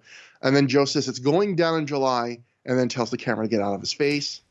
But So he also says homicide, the strong style thug? No, you're a thug. You're a punk. So he said, so you're not a thug. You're actually a thug. That's what he said to him. So, but I guess he's that not a happens strong when style. when you're ranting and raving. I guess that is how things go sometimes. Yeah, I'm in no position to get on anyone for a slip of words or an awkward phrase. We throw to Sugar Sean Price elsewhere backstage with Bryan Danielson. Bryan says he's really looking forward to getting in the ring with a couple of the guys that are in the six-way tonight. Homicide's one. He references their last match together at Reborn stage. I believe that was two, I think. Danielson reminds us that Homicide now only beat him after hitting a nut shot, and Danielson says, and I quote, "Man, that sucks. That sucks." Just in a very dead kind of tone. He's still not great at cutting promos. Yeah, he has a lot of personality, except when he has to kind of force a character that he's not really feeling in the moment. Danielson says the other person he's looking forward to wrestling tonight is, and he calls him the Samoa Joe. He says Joe knows the title belongs to Bryan, and he brings up that he was the last person to cleanly beat Joe in a singles match. Danielson says he's going to take the title from Joe, and Sugar Sean Price is very excited about what's coming up later. We thought that Danielson was in the vein of Chris Benoit, but adding unnecessary thes to things, that's pure Bret Hart. When I beat you at the SummerSlam. Yes, or the Summerfest, which it is alternately called. Up next is the Ring of Honor Tag Team Title Scramble match. CM Punk defended against when he defeated Special K of Dixie and Hydro, the Outcast Killers, and the Ring Crew Express in 4 minutes 53 seconds when he pinned both members of the Ring Crew Express at the same time. You go, how did CM Punk defend the tag titles by himself? Well, originally this was supposed to be him and Colt defending, but before the match, Punk gets on the mic. He's out there with Colt, and he says if it wasn't for the shirt on the ref, he wouldn't be able to tell which person in the ring was the ref and which were his opponents. He says that their total combined weight of all those wrestlers probably equals one of him or Cabana. So this is a rare time in Punk's life where he gets to make like weight jokes against his opponents. And Punk goes on to say that since Colt has the survival of the fittest final later in the night, Punk can win the match by himself. He says they'll still be tag champs, and Colt has nothing to worry about. So, Matt, before I get it to you for your first thoughts on this, this is kind of weird. I feel like this match, obviously, it's an under 5 minute scramble match, so it's not like there was a great match ruined by anything. But Gabe makes I think a pretty odd choice early on in the commentary to point out that the only way Punk can lose the tag titles in this match is if he loses the fall directly. If anyone else loses the fall in this match, and a scramble match is one fall to a finish, he doesn't lose the tag titles. And I feel like if this match was going to have any potential, it gets completely derailed. Mark Nolte mentions multiple times, like at one point he's like, why is anyone in this match not wrestling each other and not trying to get Punk involved? And then later on when Punk gets in the ring, Nolte is like, Punkson is dumb. Like, he's putting himself as a risk at losing the tag titles, where if he stays on the apron as an illegal man, he can't lose the tag titles, win or lose.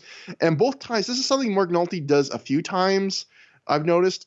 He, like, calls attention to things where he's completely right, but at the same time, he's just, like, magnifying things that don't make sense. Which, as an announcer, I feel like your job is kind of either explain them away or just don't call attention to them. But I feel like he did this earlier in the night too, where during the Generation Next match where they make it a tag team match, Mark Nolte just outright says, well, Ring of Honor officials keep letting them make their own matches and get away with it, so I don't know why they would stop doing it. Like, it's smart for them to do it. And Gabe's like, I guess you're right, Mark. And it's just, Mark has this habit of just saying the thing that probably you shouldn't say out loud. But Gabe also did that. Like, why does he even need to say that about, like, that you have to pin Punk? Like, he didn't have, like, it wasn't announced, like, otherwise, so just don't say it, and Punk won anyway, so, Punk wins anyway. So yeah, you could have said anyone losing this cost Punk the title to add more drama, because Punk wins. Right, so they just made it weird for no reason. Yeah. One thing I do want to add before the match, when Sean Price, kicks it back to ringside, he goes, "Oh man, this is gonna rock the house off," which I think should have been ROH's catchphrase all that a whole year.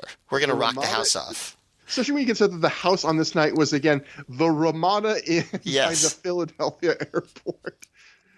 Ugh. Well, they rocked it off. But this was a nothing scramble match. It was slow paced. There were a couple cool things like Oman Tortuga getting an octopus undone, which I don't know why I'm laughing so much, but it's just like what are you doing? Like I guess it's cool that they have like some good moves and stuff, but it just feels like I don't know. I don't know. It feels like almost like cosplay when like those guys are doing octopuses, but maybe that's mean. I don't know. Because they're positioned as jobbers. You get what I'm saying, yes? Yeah. Not because they're untalented people. But, really the only other highlight is the double dragon suplex by Hydro on the Outcast, one of the Outcast Killers and one of the Ring Crew Express. But then Punk throws Hydro outside, gets the pin himself, gets the win. It mostly just sets up the next match. It's really not a match in and of itself. Yeah, yeah. Under 5 minutes, like you said, just mostly sets up the next match. Punk steals the win from Hydro, I think, the kind of heelish way.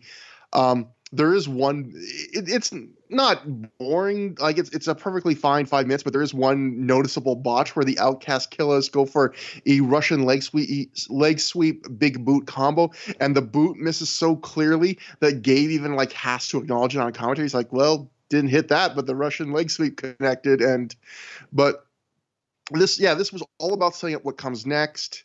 And what comes next is after the match, Punk plays it up big. He over celebrates like a heel with both titles alone as the fans chant for him.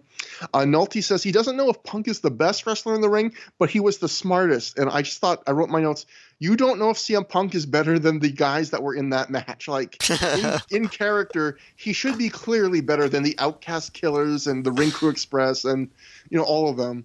Yeah. Gabe sells it like it was an extremely cheap win for Punk, even though it was completely within the rules to steal the pin. Punk gets on the mic. He gloats. Punk notes that he's been in only 2 scrambles. He says, I've never lost one. Punk says he expects to see Ricky Steamboat on July 17th. So a lot of building up of the next show on this card.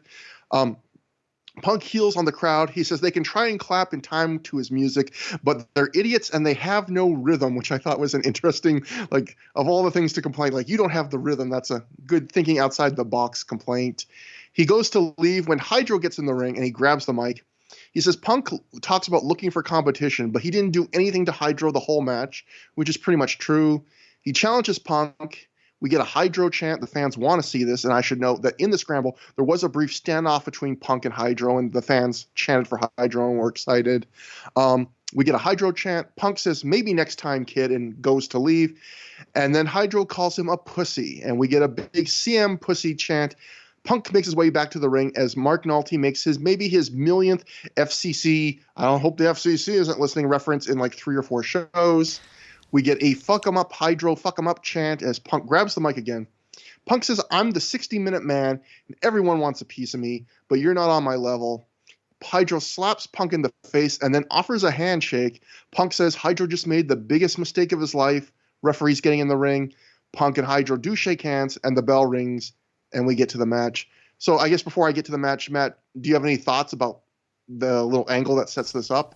Yeah, I thought it was good. I mean, I'm not the kind of person that really gets like, oh, when someone calls someone else a pussy.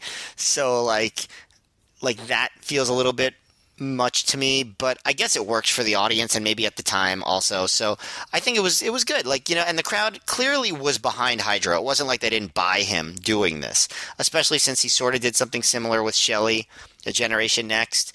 And, I like that they're organically having him be this breakout guy as opposed to just like throwing him, suddenly he's Jay Lethal, which is something that they would have done in other eras and other companies would have done. They're actually building him up into this new babyface character. And the crowd's behind him, so I think they did a good job. The only knock I would have on it is that, like, there's 2 instances on the show where they're taking a guy and putting him against an established main event guy and trying to make them, like, a big star, next to the main eventer. And while this match, and you'll talk about it, did a good job, there's no comparison between this and the Aries match, right? Like they're just like Yeah. they're different planes, and I think maybe the comparison hurts Hydro a little bit here. But I think that it was a good angle, and I like that he slapped Punk. Like I think that's a really good call. Like just having him like really stand up to Punk, not just like half stand up to him.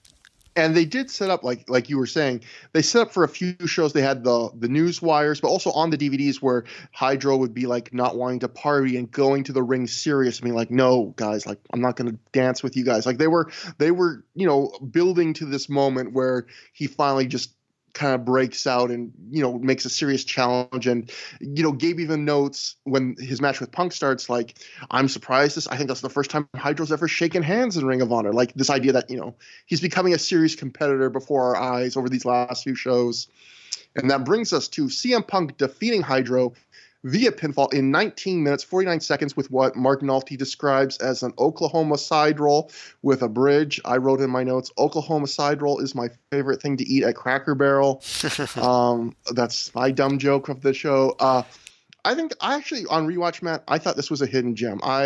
It's not like a match of the year contender or anything like that, but this is better than I remembered it. I would put this, if I had to give it a star rating, like 3 3/4, maybe bordering on 4, kind of like the same range I'd put the Jack Evans Danielson match. I think what I noticed watching this match is sometimes people say, oh, that was a match where every move had a purpose. And I think a lot of times when people say that, like they underestimate how much wrestling is done on the fly and isn't thought out move like for this is going to set up this, or sometimes it's just I got to fill up another moment till the next moment. But this was a match where it was very heavy on story, and it did feel like almost everything they were doing played into the context of the story, which is it starts out with Hydro winning the early exchanges. He's slapping Punk, he's not taking any of Punk's shit, and then eventually there's a big turning point moment where Hydro's going for a springboard.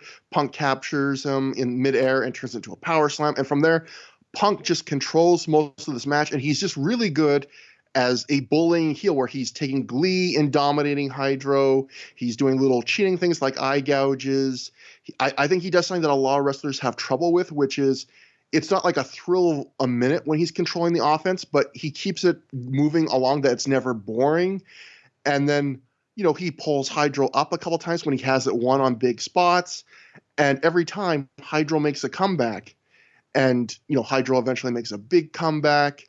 And then I think the key point of the story is at the very end, there was a couple times where Punk would hit a big signature move and then pull Hydro up at a 2 count. And then at the very end, after Hydro hits a big dragon suplex, which was his finisher, and takes a slow time and he makes the cover and Punk barely gets out of it. The next time Punk's in control, he instantly goes to the Oklahoma side roll and gets the pin. And it's like, rather than the other times where he's hitting a big move and he's taking, like, then pulling the guy up, as soon as, like, Hydro puts him in danger, he's like, oh shit, I've got to win this any way I can. Like, and I think Gabe actually had a good moment on commentary where he sells Punk pulling Hydro up from 2 counts as this guy's, like, Hydro's really gotten to him because he's trying to rub it in and like keep the match going, where like rather than Gabe selling it as like, oh, look how much he's dominating Hydro, he's selling, I like that he tried to sell it as like Punk's really been gotten to by this guy, that he's trying to really embarrass him in a way he wouldn't do otherwise. But I think this match, it's not like a thrill a minute match, but I just think it's a really good kind of like, even though it's another weird match where, Punk isn't that old at this point, but it's a veteran versus up and comer, and Punk's getting to play the bully. And I thought it was really well done, actually. I liked it. I don't think I liked it as much as you did. I thought it was maybe a couple minutes too long. Like there were a couple moments where it maybe dragged a little. And, I do agree with you that Gabe kind of sold the pulling him up at 2 stuff pretty well. I still wish he didn't do it quite so much. I get why and how it fit into the story, but it's not my preference. But I thought it was good, like definitely good. Hydro did a really good job, like showing fire, and like I love the slaps. Like I just think like that's like like that really is a move that shows that this person is like bold and taking things seriously, and has the other guy on the ropes in some way. So I really like that. But then you're right, Punk did a great job being a bully, which is why it was so funny that he was kissing Joe's ass previously. He'd be like, "You ain't shit, Hydro," while he was beating him up. Um, I liked, even they did a good job like working out the mess ups. Like Hydro slipped on a superplex attempt. I don't think that was on purpose. And so then Punk went for the Pepsi plunge and Hydro escaped and hit the top rope superplex. Like I thought that was a good cover. I thought they were pretty quick on their feet. I liked that Punk kept escaping the Dragon Suplex so they could build up to the moment where he hit it. I like that a lot. And I like the finish, like you said, the quick roll up, the Oklahoma side roll for the sudden 3 count. It was a formula match, but formulas are good when they're done well, right? Like it worked, and Hydro got over. Like it definitely got Hydro over. So it accomplished everything that it tried to accomplish. So sorry, no, I was just gonna say, so thumbs up. Something I would say about this match is there are a lot of matches, especially nowadays, where you can tell the wrestlers their number one goal is making it the biggest, most exciting match possible. Where this match, I really liked it, but it didn't feel like their goal was making the biggest, most exciting match possible. Although there was a bunch of near falls and it was exciting, but the goal was just to tell this story to try and get Hydro over. Like the story, it was a story where it's not going to be a 5-star match or anything close to it. Not that I don't know if these two could have had a 5-star match if they tried, but like it's more just about telling that story of Hydro being the very defiant, fiery babyface that doesn't take any shit. He's not the guy that's cowering away every time Punk like does something to him. He fires back, he slaps him, all that stuff. Other notes about this match. We get a "You're a racist" chant for some reason. I don't know if that's responding to someone in the crowd or something Punk did. I have no idea. And then I remember a "You're a racist" chant directed at a racist fan in Chicago a few months ago, but I didn't hear anything that a fan said that was racist, at least not audible on mic on this show. But what we were referencing earlier, and what this "You're a racist" chant might have been referenced to in some degree, was there is a woman screaming very loudly during this match over and over again, very shrilly, to the point where the crowd's chanting. Some people are chanting for her to shut up. And then I don't know who it was, but I will note that when they go into, like, the camera goes to the aisleway, sitting in the aisleway right near the entrance ramp is a like middle-aged black woman, and I didn't recognize if that was Jay Lethal's mom or not, but it would not surprise me. I mean, if this was an early instance of Mama Lethal. Yeah, I mean, given all of the evidence, like she is known for doing that. She went to all his shows. I've seen her in the audience even when she wasn't on camera, like doing all that stuff. So I'm gonna, I don't know either. I'm going to put money on the fact that yes, it was. And this was a big match for her son, like yes, probably the biggest match of his career up to this point in some ways. So. I would say definitely in ROH it was.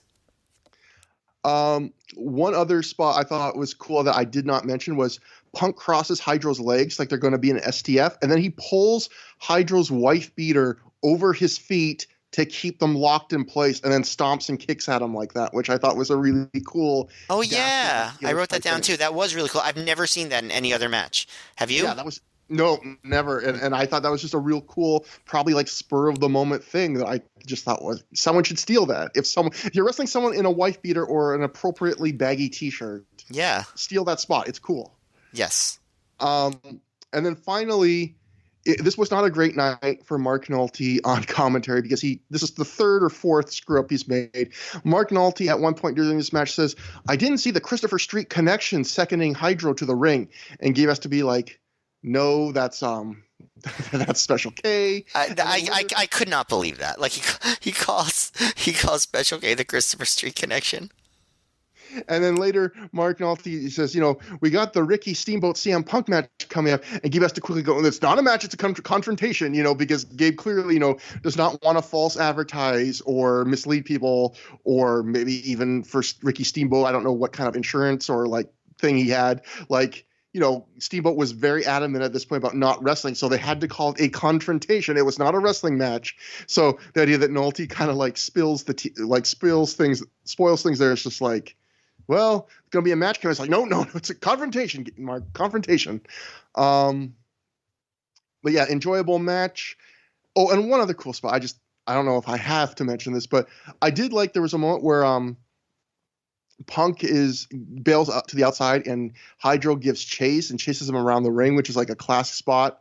And then, Punk rolls in the ring first, and you think, oh, like this is where he's gonna get the advantage on Hydro, and he goes to drop the elbow on Hydro as Hydro rolls in the ring after him, and Hydro rolls out of the way, and then right after that is where Hydro does the springboard where he gets caught in the power slam, and I actually thought that was like a very clever little switch up, because being Joe Smart, Mr. Watch Too Much Wrestling in his life person, you go, oh, this is where it's gonna, like, the tide's gonna churn and Hydro's gonna lose the advantage, and it's like, nope, they fool you and then do it like right after, which I thought was a cool little moment. But yeah, anytime that they can, in a logical way, subvert expectations, it's good. Yeah. So after the match, the crowd chants for Hydro. Punk points to a redheaded fan in the front row and goes, "Look, Molly Ringwald, I loved you in 16 Candles." Punk offers his hand to Hydro and they shake, the kid having earned his respect. So again, another example of how I guess you could say either this is hinting at a Punk face turn, which is happening on the next show, or just being, or the other way you could say it is, oh, it's being inconsistent, because again, Punk was kind of a dick for the whole match, acting like a pure heel, and then at the very end, he gives the kid the respect. But I felt this worked because it did, it's like, you've earned my respect. I was an asshole to you before, but you got the handshake now. You've earned it.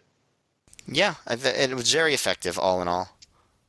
So next, Matt, some things did happen at the show live that did not make DVD. They all happened, I think, before the main event, so I'll just go over them quickly. HC Loc did come out and cut a promo to the live crowd announcing the Carnage Crew match against the new and improved Carnage Crew in a weapons match on the next show. So basically, probably, I imagine he just said what he said on the backstage promo we saw on the DVD.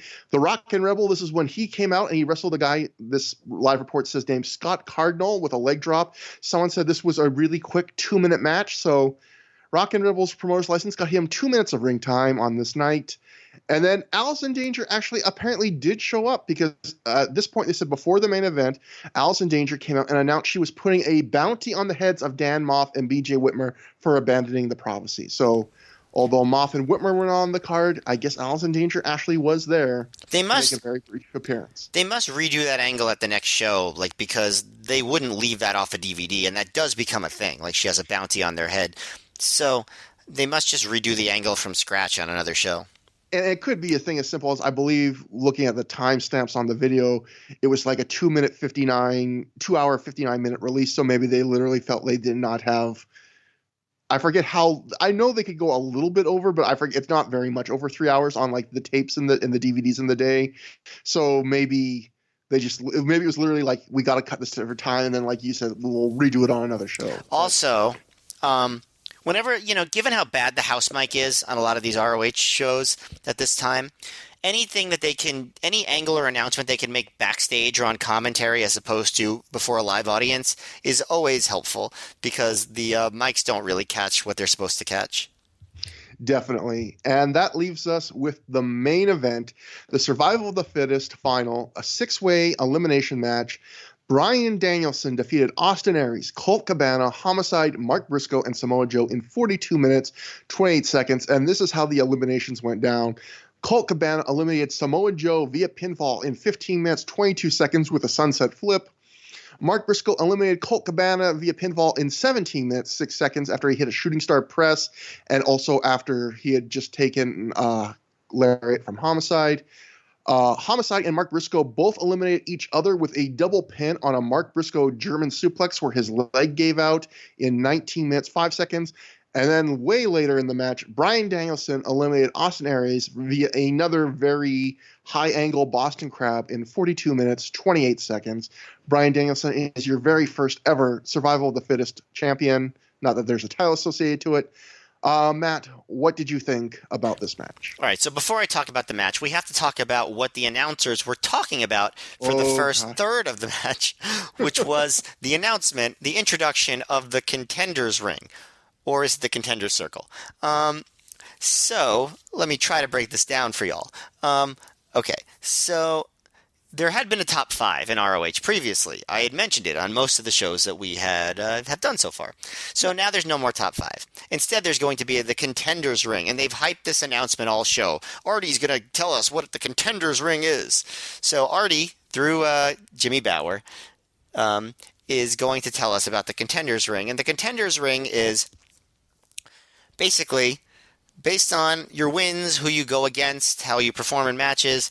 You will be voted on by what did he say, the championship committee or something? Is that the term he used for these made up people? My notes. I'm not some committee, which again he doesn't say who these people are, but basically he says these are the same people that voted on the top 5 rankings. Yes. Which again, I don't know if we ever knew about those people then. But right, they did not exist until just now, and I mean they still don't exist, but they also still don't exist. Yeah. So, but no championship committee has ever existed in wrestling, so that's okay. They can make up the championship committee if they want, but so the championship committee would vote on people, and they would have to be on 75% of ballots. How many people are on this committee? It seems like way too many people. It seems like they have more people on the committee than they do have wrestlers on the roster. If you're talking about 75% of ballots, because he was like, if someone's only on 70% of ballots, they might not get into the Contenders ring/circle. So they get into if they're voted on by 75% of ballots, they get into the Contender circle, and then the matchmakers can decide from that who gets a title shot. And they made a point to say there could be one person in the Contender circle, there could be 0 people in the Contender circle, there could be 10 people in the Contender circle. So if there's 0 people in the Contender circle, I guess that means nobody won any matches. Everything was like a double disqualification, and the matches all sucked. That's the only way I could theoretically see that happening. And I guess the champions never have to defend their titles because no one's in the Contender circle. And Gabe made a point to say, also, I know you might have noticed we've been saying ring and circle. We're still playing with the name, which is just hilarious to me. But this went on for so long, and they spent so much time talking about this. I zoned out like 6 or 7 times. I'm just like, who could possibly, like, I get why you're trying to do novel things, but like, why? What, like, This Contender circle, spoiler alert, it never factored into anything. Like, they might have mentioned it on a few shows, maybe even till the end of the year, I don't know. But, like, I don't remember them being like, here's who's in the Contender circle, here's who's got this % on the ballots. Like, he goes on and on. He says this, he compares it to the Major League Baseball or Wrestling Observer Hall of Fame, and he says it's prestigious just to be named to the Contenders ring. So apparently there's a Hall of Fame vote after every show. They just do a full-on like Hall of Fame vote where everybody like sending in their ballots. It seems exhausting, I'll be honest. He goes on and on about this, and then it just like you have to listen, like how in the it's nothing too special, but like how in the weeds they get. So like Mark Nolte's trying to help Gabe out, and he's trying to like clarify what things mean. So he's like, let me just look at my notes here. I gotta figure it out. Okay. Gabe says people will be voted into the Contenders ring based on these factors: their recent win-loss record, their inherent skill, their quality of opposition, and, quote, their availability for Ring of Honor. And Mark then tries to suggest that the quality of opposition thing means that, like, a guy like Hydro, who challenged a top opponent and lost, but took them to the limit, might do better in the voting than someone that beat a lesser opponent, which you go, okay, that's an interesting thing. But then they just keep going and going, and Mark does that thing again where he kind of, like, says the thing he should probably stay quiet, where he goes, Mark goes like, all right, so if more than one person can be in the Contender circle at any time, because Gabe just said, like you said, 10 people could be at the same time. Mark goes, well, who wins the match? Like, who gets the title match if more than one person's in? And Gabe goes, well, the Ring of Honor matchmakers will decide. And I just like stared at the screen like, then like, you just talked about this for 10 minutes. What the fucking point is this then? And then, like, Nolte's, like, I think Gabe, like, realizes that as he says it, and he goes, but you have to be in the contenders ring to even be considered for a titles match. And it's just, like, it is so just an example of just making things different. Like, I realize when the Rob Feinstein split happened, they tried to change everything about the company to make it different, which I appreciate. They tried to change the rules.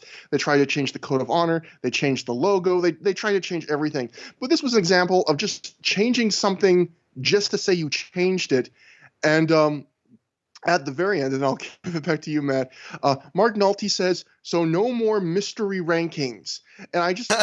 He's saying this when they had the clearest rankings you could imagine, a top 5 ranking from 5 to 1, and now they're going to this most convoluted, you have to be named in with 75% of a mystery vote, and even then that doesn't guarantee you have a title shot.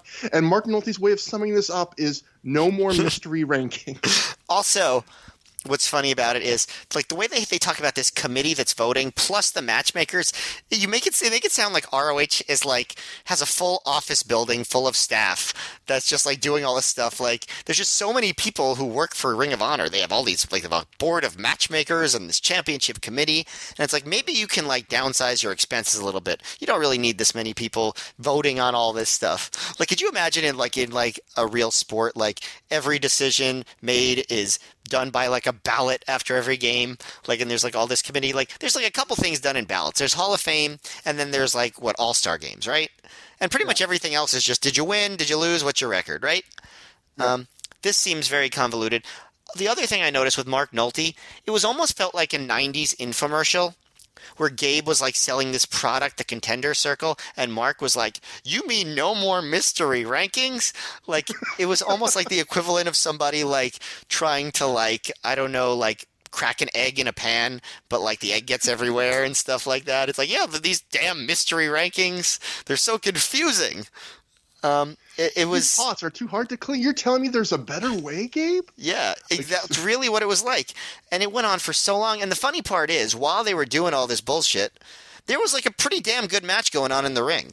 Like, a lot of charismatic guys, like, and talented wrestlers doing good stuff. Yeah, they chose to do this during the main event. Like, there was no other match on the show they could have done this explanation. It had to be, I guess maybe the thought was, well, it's a long match and the eliminations don't happen for 15 minutes, but still, it's the main event. And like you said, like you just said, it caused you to zone out of the match. It's the main event. It's a good match. It is. It's really good. Like, the whole time it's good. Like, the beginning is of the match, like, Mark jumps Homicide, like, right off the bat. And, like, that's, I think that's cool. Like, it's like they're continuing the angle from earlier. It wouldn't have made sense any other way, and they did it. And, like, the wrestlers are just, like, on point here. I think they're all, like, bringing their A game onto this. And the announcers are just like, what are you doing? Yeah. This was the closest we've come since the Final Battle Scramble, where it felt like Doug and Gabe were just reading out, like, Christmas cards and thanking people for 15 minutes of that half-an-hour match. Oh, the first anniversary show, yeah. Oh yeah, the first anniversary show, not Final Battle. At least that was kind of funny. And at least, like, in that case, that match wasn't great. No, it was bad. Or really important, actually. So it made sense that they would use that match to just start thanking people. This is, like, supposed to be a launching pad for a new star, and it's a good match. So yeah, I guess I'll get into it now, right? Yeah. So it's good. So it starts off with the Homicide and Mark brawling. Danielson, everyone's beating up Mark Briscoe for a lot of this. Danielson gets a chicken wing on him, which is the move that he, in the future, wins the title with.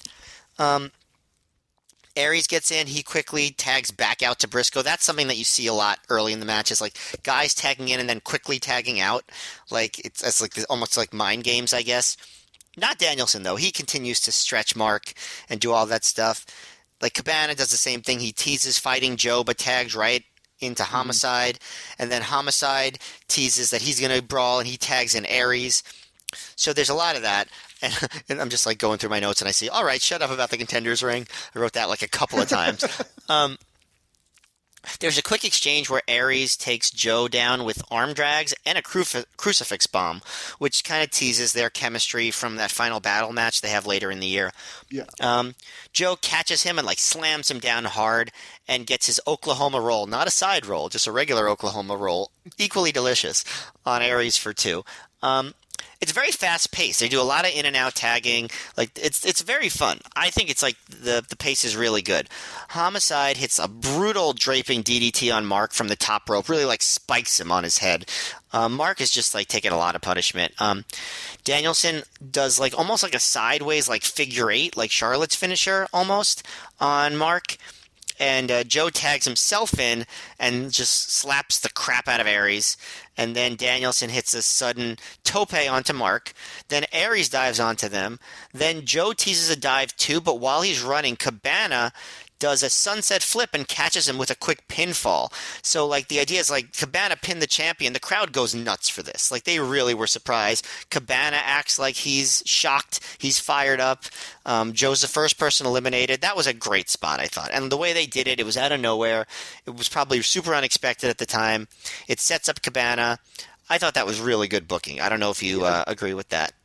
Especially the way where, like you were saying, it made Colt look like it looked like they were starting one of those big dive trains where everyone does a dive, and Colt was in position to do his big Asai moonsault to the floor, which he always does in a position like that, and instead he does the sunset flip back into the ring for the win. So I felt like they set it up really well, and I also felt like Gabe did a good job on commentary. I think it was Gabe, where I think at some point he says something like, Colt Cabana's done something his partner couldn't do in 60 minutes, which I thought was just a nice way to kind of add a wrinkle to it. Yeah, that's a good point. The announcers do a great job selling that. They're finally done at this point with the contenders ring circle, whatever. So Cabana is like fired up and he goes against Homicide. Homicide hits a lariat on Colt, but he's not legal. So Mark hits a shooting star press on Colt and gets the pin and eliminates him. So like now this is almost Survivor Series mode where like one person gets eliminated. So now they're doing rapid fire eliminations. Yeah. Homicide low blows Mark and pile drives him, gets a 2 count. Mark hits a German suplex, but his neck gives out and both guys' shoulders are down. That is the one thing I don't like about the match, I would have to say. I hate that finish where both guys are it never made sense to me. Like, why would that, I don't know, whatever.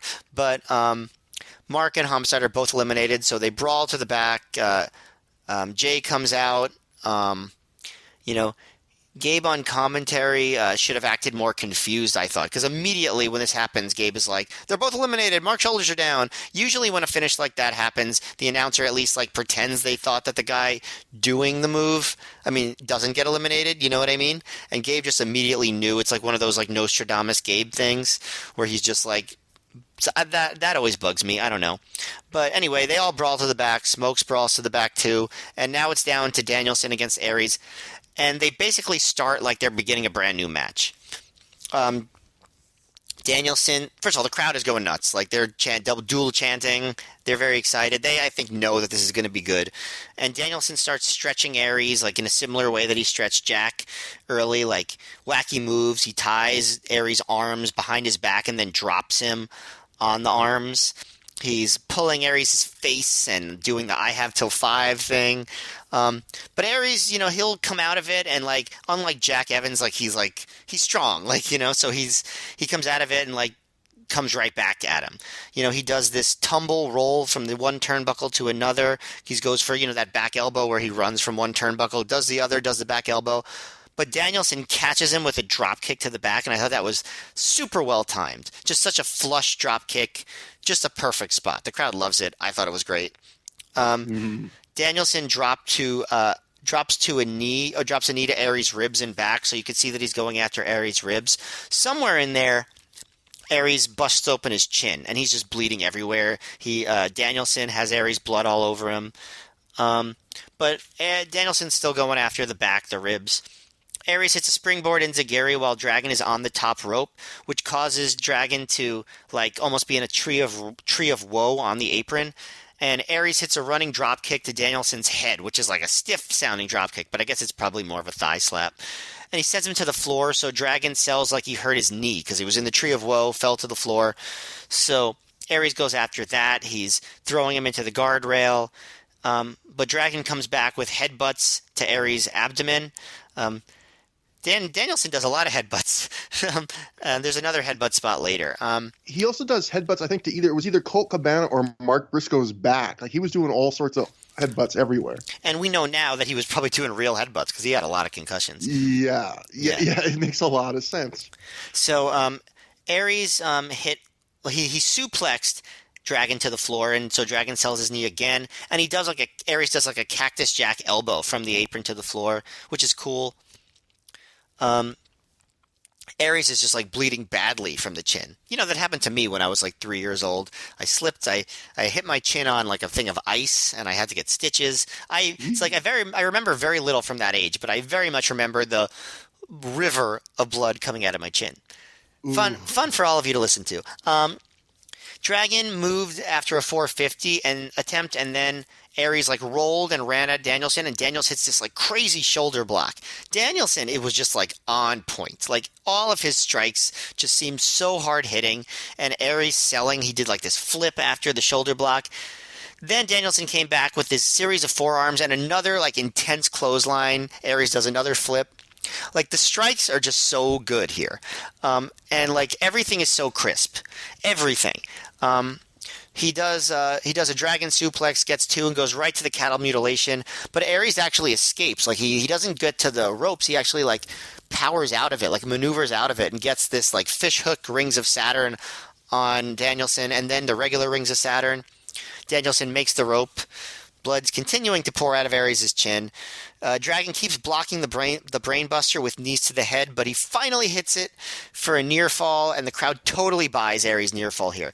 At this point, the crowd is totally into it. They're buying every near fall attempt.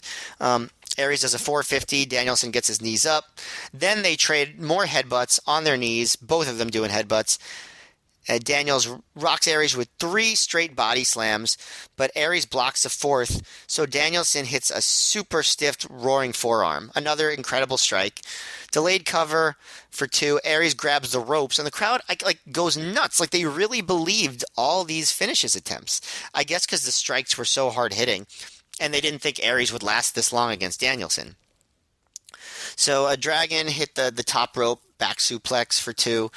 Crowd popped again, all the 2 counts. Aries does a quick small package, which was a great near fall, after Dragon tried more body slams. Dragon does another body slam, then he grabs a bear hug, and the announcers are all like, I've never seen a bear hug used effectively in so many years. But he gets this low bear hug. He picks up Aries, and then he turns into that crazy bendy like bear hug crab thing that he did to Evans. And again, Aries does like a real quick tap out. Dragon with the finishes, he's so good. The match was so good. Aries immediately made man superstar. He was just amazing in this. Dragon, I thought, was even better. I thought this whole thing was great. This was a really great match. I thought the early part was great in its own way. The Aries versus Danielson was a great almost singles match. I thought this was fantastic. Yeah, I agree. Before I get into the match, I almost feel like there's 2 different levels to praise this match on. There's the match, but I also think I really like the booking of this match, and I'll go into. I think this is one of Gabe's better moments as a booker so far in the Ring of Honor run, and a lot of times I don't like these multi-man matches, but then I think I've said before, you can see why bookers would like them, because with these big multi-man matches, you can set up a lot of brand new feuds without giving away matches, because a guy can pin someone, but you haven't really given away the singles match. Like, no one's going to go, oh, Colt Cabana pinned Samoa Joe. Well, now I don't need to see them wrestle in a singles match. You're actually making a singles match interesting. And if you look at this, the results, I'll just go through them again. Every single fall here sets up something new or further something, and mostly it sets up something new. So if you look at it, Colt Cabana pinned Samoa Joe via pinfall. Colt Cabana in a couple shows is going to have a title match against Samoa Joe. He has no reason to face Samoa Joe for the title before this result. And also, it plays in great into history, because the one thing they've done before with stuff like the group versus the Prophecy 6-man, where Dan Moff got a pin on Joe the year before, was they've played up this idea that if Samoa Joe has any weakness, it's that like a quick roll-up can beat him. So it plays into that even, like, why would Colt get the quick win? It's because, well, he used like Joe's weakness, which is these out of nowhere little quick pins. So then you go to Mark Briscoe eliminates Colt Cabana. Well, in a show or two on the Death Before Dishonor weekend, the Briscoes challenge for the tag titles for the third time against the Second City Saints, and they lose again.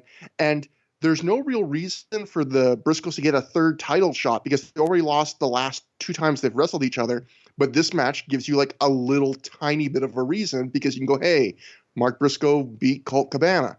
Then you got Homicide and Mark with the double pin, and that leads us to basically a mini Briscoes Rottweilers feud, which starts on the next show. And that's basically like the final feud the Briscoes have in Ring of Honor for this run.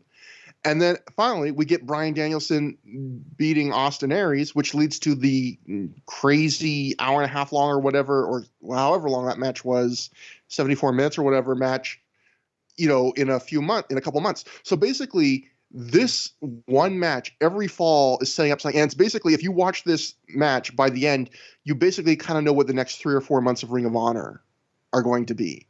And I think it's just really crazy how much he created with this one match. So before I get to the match, do you have any thoughts about that, or just am I overhyping that? Or no, not at all. It was a perfectly booked match. I really have like zero complaints about this beyond the commentary. Like it was brilliantly booked, but also like that last section of the match, like the booking couldn't have gotten to that where it was. Like it was the wrestlers who did that, and they did an incredible job. Yeah, and that's the other interesting thing, which is I thought the first half of the match, which is all the multi-man match, it was good, but it wasn't anything special. It was good, not great.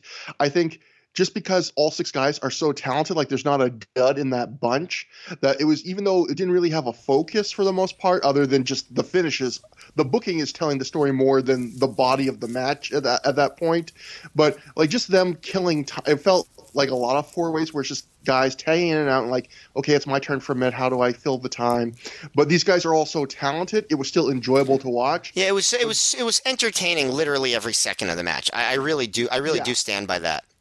But then, like you said, they basically, if looking at my notes, they do every elimination but the final elimination in a less than 4-minute span, and then it's like, okay, cut the shit. This match, it's basically 2 matches. It's a 4-way, and then within 4 minutes, they're like, okay, it's Austin Aries versus Bryan Danielson for like 23 minutes, and you basically get a full-length Bryan Danielson Austin Aries match, and that is great. That is what everything you said. I think this is just an amazing one-night performance for Bryan Danielson. He is just so, I mean, it's hard sometimes to say new things about him, but he is so great in this night. And he's a guy where I think the way I can put it is, I was recently, Matt, I like to cook a little, I like to bake, and I was looking up a month ago appliances. And I was trying to see like what makes the best like handheld mixer, what makes the best stand mixer and stuff. And you would think sometimes, oh, this thing will have new features, this one does, or all that stuff. But a lot of times what like in the reviews, what separates the best one that costs like an extra $200 over the shitty one is just like they do all the same things, they have all the same features, but on like the really good thing, every part is just handcrafted and it's just every part is made to last and everything. And when you watch Bryan Danielson is the $500 KitchenAid stand mixer of pro wrestlers, where like he's not doing anything that you haven't seen for 40 years, but everything he does is doing it the exact way you want it done. People have weddings just so they can receive a Bryan Danielson. Yeah, exactly. I mean, I wouldn't look him aside if I got him for a wedding. Exactly. But it's everything he does. You said something, I forget your exact wording, but during the match review, something like just like it's the authority he does things with, the crispness. I think you were saying like the execute, like everything he does is just precise and looks good and is snug. Like when he does a submission, there's like no daylight in the arms or something, where some people, they just grab a submission, they're just like, well, I'm gonna roughly dangle my arms around your face now.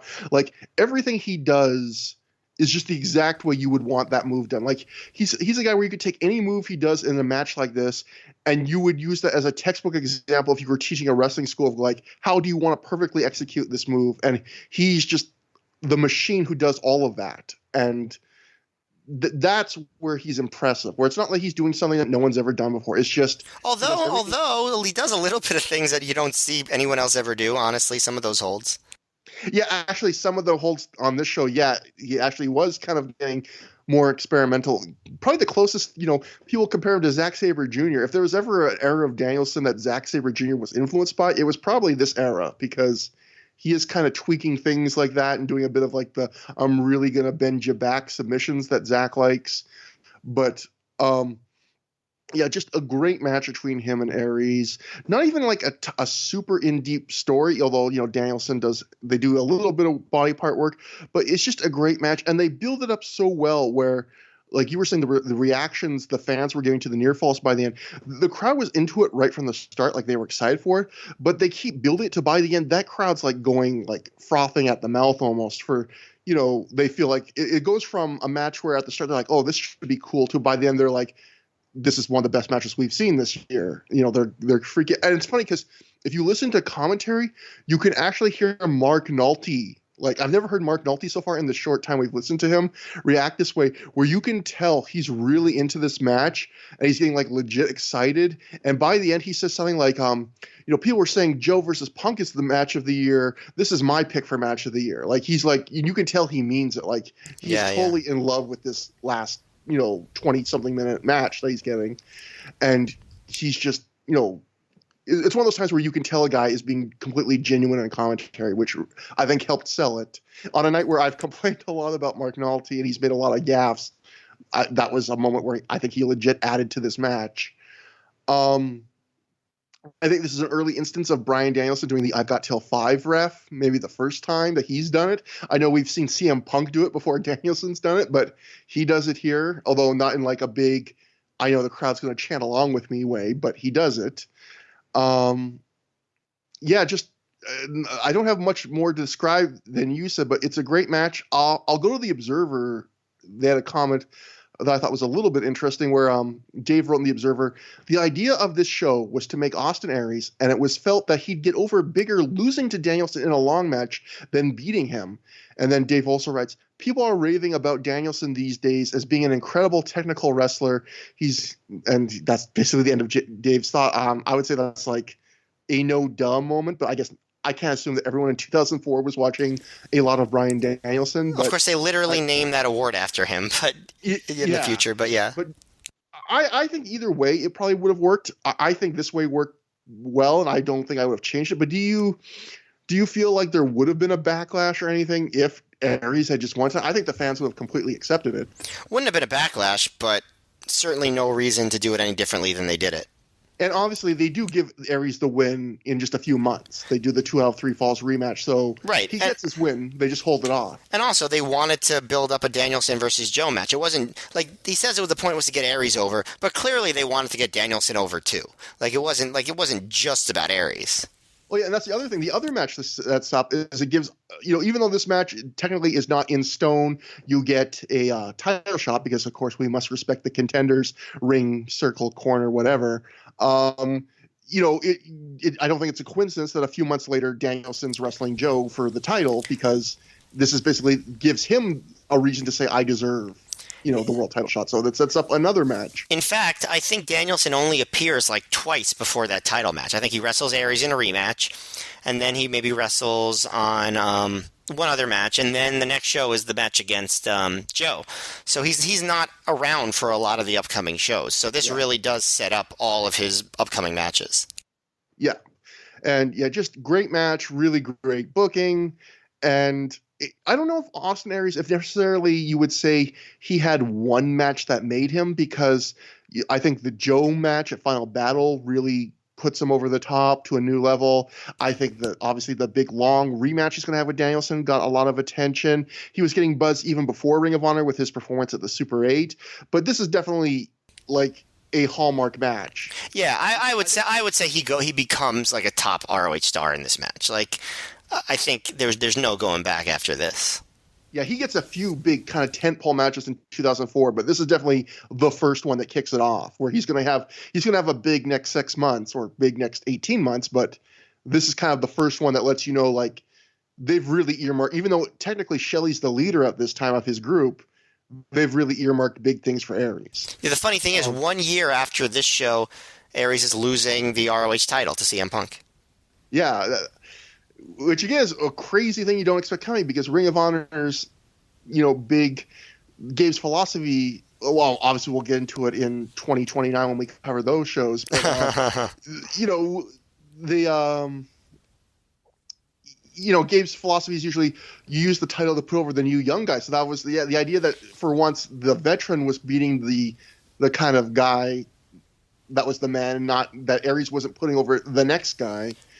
But yeah, and also credit to Bryan Danielson. This is just another example of how great and how ballsy he was to go, you're going to win twice tonight. And he's decided, you know what, I'm going to win both the matches with a Boston Crab, a move that I never win matches with. And then you think, oh, is that going to be his new finisher? It's like, nope, just felt like doing it this night. Yeah, also, it was like not really a Boston Crab. It was like this like weird like kind of amalgamation of things.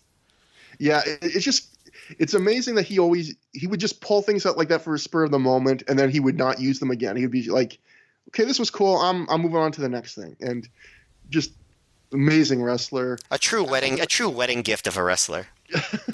the perfect wedding gift. He's not the toaster oven of wrestlers. That's for sure. No. After the match, there are chants for both Danielson and Aries. Aries doesn't want the crowd support. He's still trying to act like a heel, even though it's kind of going against what the crowd wants here. But they shake hands. And then next, we go backstage to the embassy. Nana is browbeating the Outcast Killers for losing tonight and orders them to go to his hotel and start preparing his bath. He goes, start running my bath, I think. And I thought to myself, unless that hotel, I guess the hotel's really close because they're in the Ramada. But before that, I was thinking, isn't the bath going to get cold if you tell them to do it too soon? But we should note also, we didn't really mention it, when the Outcast Killers wrestled, Xavier, even though he's injured and actually out of Ring of Honor, at this time, I guess they still had plans for him. I think on commentary, they say he's about to get surgery for his shoulder, which I believe is true. And so Xavier's here backstage. Xavier tells Nana, I warned you about the Outcast Killers. Nana scolds him, kind of puts him down. He says, you're hurt right now. This isn't you're not my number one priority right now. Nana says at the next show, he'll use all his funds to get some of the top talent in Ring of Honor. He tells Xavier just to keep collecting the checks he's sending for being hurt. So kind of a weird, it's a little curiosity where this is a moment in Ring of Honor history where we actually get signed that doesn't really lead anywhere because Xavier obviously doesn't go anywhere. But Nana's tease definitely leads somewhere, although he has not yet come up with the term the crown jewel yet. Yeah, that's interesting too. Yeah, that they must have thought of it before then, because you'd think if they had that name in mind right now, they would have used it, but they don't. Yeah. We cut to Generation Next elsewhere backstage. Alex Shelley says they didn't win all their matches tonight, but it's not a big deal. He says they took out Captain Charisma, John Walters. They took out the Neo Dynamite Kid, Josh Daniels. So even Shelley's picking on him, not just me, Matt. And then Austin Aries took Bryan Danielson to the limit, but not without a price. At this point, the camera zooms in on Aries' chin, and we can see there's a pretty gross, deep gash on his chin. We can see it's not been sewn up yet, but it's been cleaned up so we can actually see how deep it is. And we can also see he has quite a bit of blistering, or not blistering, but red marks on his chest from chops and stuff. Just the technical stuff is so bad. Like, they can't zoom in without it being blurry. You know what I mean? Yeah. Like, they are so bad at it at this point. Shelley says they've only just begun, and I wrote, going to what you just said, as the camera struggles to focus to get a second clear shot of Aries' chin, we fade to black and the show ends. And they never do get that second clear shot. They keep zooming in, and it never focuses, and you're like, well, surely they're going to let this focus before they cut to black. And nope, blurry shot of his chin, that's how the show ends. It's funny. I like Shelley's promo, though. I do think that Generation X made a mark on this show, and I think they're doing well with them. Like, I think their push is going well. Yeah, Roderick Strong's probably. Shelley got his mic time. Evans got a really memorable match. Like, the thing I'll say about that match is not only do I really like it, but that match is so distinct. There's so many matches on these Ring of Honor shows, I haven't seen them in years, and I don't remember them. So it's almost like watching them new again. I remembered a lot of that match, going back and watching it. Yes, it was a very memorable match. Very memorable. And that ends the show. The next episode we will cover is Ring of Honor Reborn Completion, which is a big show with a lot of big angles. But what did we think about this show? Matt, what did you think as a whole of Survival of the Fittest? I think the only things you need to watch involve Bryan Danielson and CM Punk. And the rest of the show you can pretty well skip. The first half was fine. Like I said, a bunch of pretty good stuff, but ultimately didn't amount to that much. But all the Danielson related stuff was really good. The main event was fantastic, like really great, I thought. Mark Nolte's favorite match so far. I thought it held up very well. It was a good coming out party for Lethal. The commentary and the production could be very annoying at times on the show, and I think the production hurt the show a lot for me, honestly. Like it made the early part of the show, which wasn't super great wrestling, hard to watch. But the good stuff was good enough that I would recommend it. I wouldn't say it was one of the best shows of the year so far compared to some of the others, but it was solid with some really good stuff on it. This is the closest I've probably felt in rewatching Ring of Honor for the show of a DVD feeling like a TV show. I felt like this almost felt like more like a supersized version of what I imagine a Ring of Honor TV show would be, where a lot of the matches in the first round of that tournament felt more throwaway effort than Ring of Honor matches usually do. But then you got so many angles and there were so many things that were either moved forward or like advanced or set up for the next show that I feel like a person that wasn't watching every show might not appreciate that, but I actually kind of like the feel of, wow, there sure was a lot of stuff set up, particularly in the second half of the show. I like that they were trying to elevate a couple new guys. But yeah, going to what you said, if you're just looking at like highlights without context of where Ring of Honor is at, I would say Jack Evans versus Danielson, Hydro versus CM Punk, and the main event is all you need to see. But then that's about half the show. So that's half the show that's probably worth watching. And the rest of it's not essential. But I probably enjoyed the show a bit more than you. It's not an all-time, like one of the best of the year, but I liked it, barring the absolutely horrendous production and the sometimes not great commentary on the show. That's fair. I thought for the first 90 minutes, outside of the Danielson thing, I was kind of like, all right, this show is kind of not that exciting. But the last couple matches really did make a big difference. Oh, yeah, it's definitely very top-heavy. But again, those last two matches are like an hour plus, but it's definitely a top-heavy show. That brings us to the end of the show. If you want to reach us, at Trevor Dame on Twitter is my Twitter handle.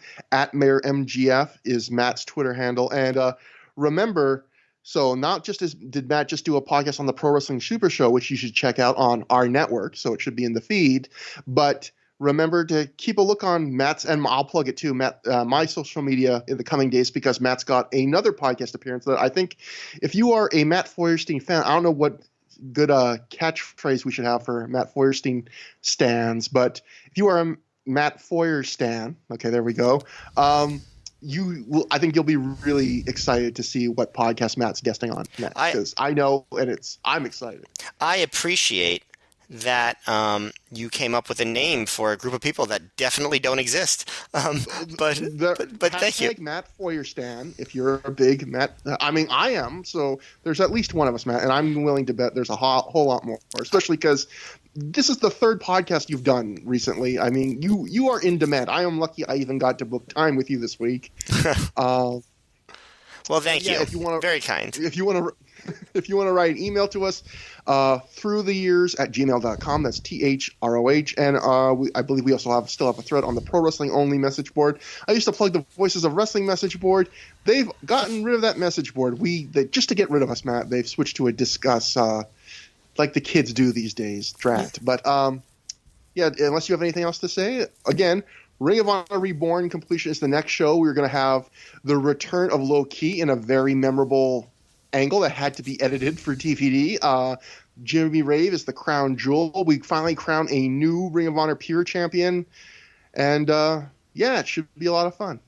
Yeah, I am looking forward to that. It is going to be, that's a wild show, a lot of big stuff on it.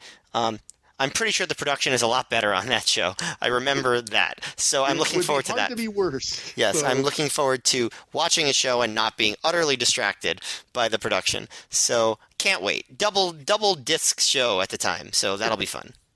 until next time, have a good time. Have a great time.